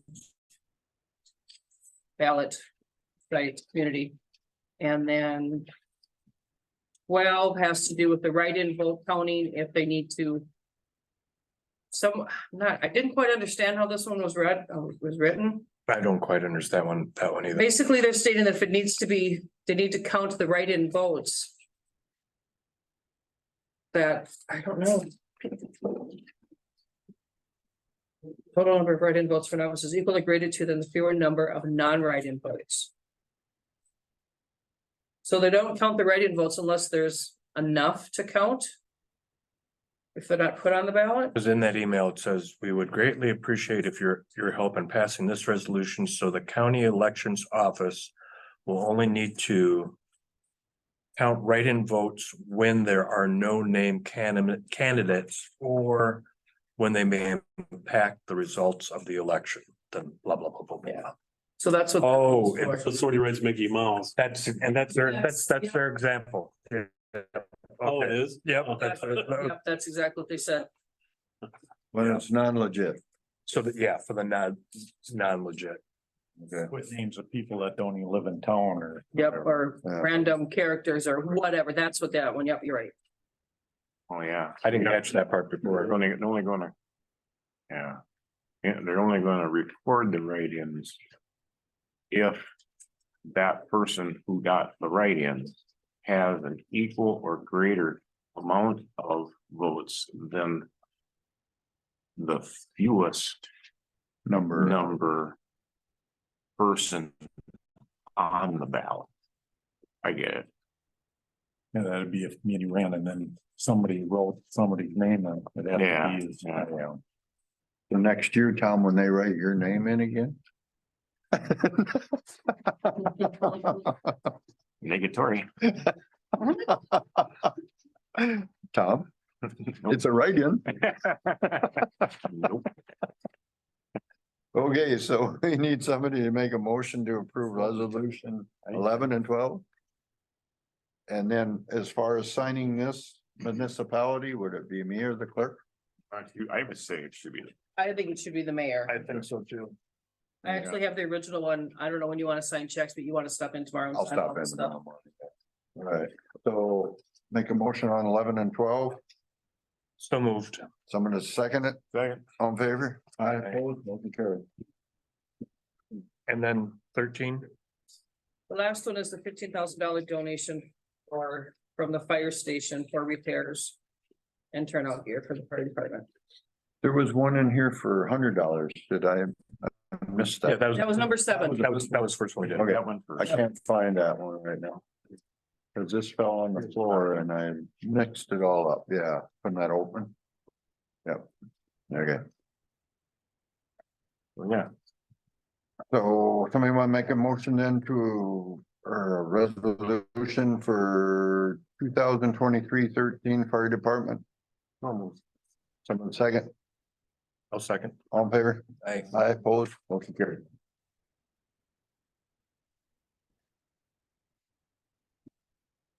Alrighty, miscellaneous business, we got, invoice here for, bank runs for a total of 11201. Let me make a motion to approve. Someone to second. All in favor, say aye. I oppose, motion carried. Anything else on the miscellaneous? It's out of the country. I know we passed. Water meter vendor last meeting, but when I listened to the meeting back, Tom, you mentioned that we potentially not. I guess what's our next step with, now that we've approved it, what's our plan of attack? I think if we can do a strategic planning meeting in January Okay, after the initial one, because that's one of the things we need to talk about is our plan to go in and replace water meters, figure that out. the lead pipe and then the sump pump, because we should probably try to do all three of those at the same time. Where we can, yeah. Yeah, Okay, that's, and that's just what I was thinking, so. Everybody else is okay with it. Kind of like this. We don't need to do anything with that, do we? What this. Nope, that was just letting you know that City. they're raising the rates. Yeah, it's kind of a nice little. Make sure it's. Same thing, but this is school here. City, you know. Pretty nice. Mm-hmm. That's the number we didn't know. And then your property too, we didn't know those numbers. Yep, and will that go up? That's a preliminary That's number. probably what it is now. Yeah. For this. Because of the valuation. I would guess. Yep. I would guess. So, you know, that is a very nice little boost Yeah, to our city finances. yep. I mean, you know, that's like a See it, John? 3% increase. What's that one? Increasing taxes on everybody else, you know? Beginning. But we didn't know that number and that's why we said we were just gonna leave it the same. Oh, okay. Yeah, That's the total there between the state and the county, but or a city and the county, but the city's up there, you know, it's quite a, Yeah. it's a nice thing. And again, once it's finished, it'll probably be higher. Yeah, so. It'll be nice to see that done. Oh, yeah. Where'd you get some of it? I guess it was off the beacon. Oh, really? All right, anything else on the miscellaneous? Are we done for the evening? I was just gonna mention, I don't know how true this really is, because I don't know how high up the person was. But, the phone company is positioning to sell, Consolidated is positioning to sell again supposedly. And so they're gonna bring fiber into this under. Yeah, bring the service up higher, to make it worth more money. And the interesting thing is, we know the internet in town is bad. Well, the guy that came out said that modem that they sell you or that they bring to you is junk. You know. You need it has to buy been a bigger one. 15 years. You gotta buy a better one on your own. Put it in, and boy, does it make a difference. Mhm. It's still not great. It still has issues, Yeah, but it's better. it's way better than it was. Yep. Oh, that's something you did Yeah, through Consolidated? well, not through Consolidated, just go down and buy one, put it Buy in. or something. Goodbye modem. I did away with my cable. And I says, no, you come out and get it. I've been paying you. They threw a fit. Came, when they came, he goes, I said, before you leave, I want to make sure. the internet." Then he went down, where's your modem box? He goes, this is what you've been using. I, yeah, well, first of all, I'm gonna go out and get you a brand new one. Yeah. But Well, the I same know. guy. Probably. All I know about TV and Consolidated is that someday I'm not gonna be able to put channel 12 on and get Mankato, because that's all gonna go away, and that's what's gonna piss me off. I can do without the. Everything's streaming now. It takes you 5 minutes to get your channel on your TV. Yeah, yeah. Well, anyway, I'll make a motion to adjourn, that's what we're waiting for. Well, off my antenna, I get. John seconded, all in favor, say aye. Right. Not opposed, motion carried. Thanks, everybody.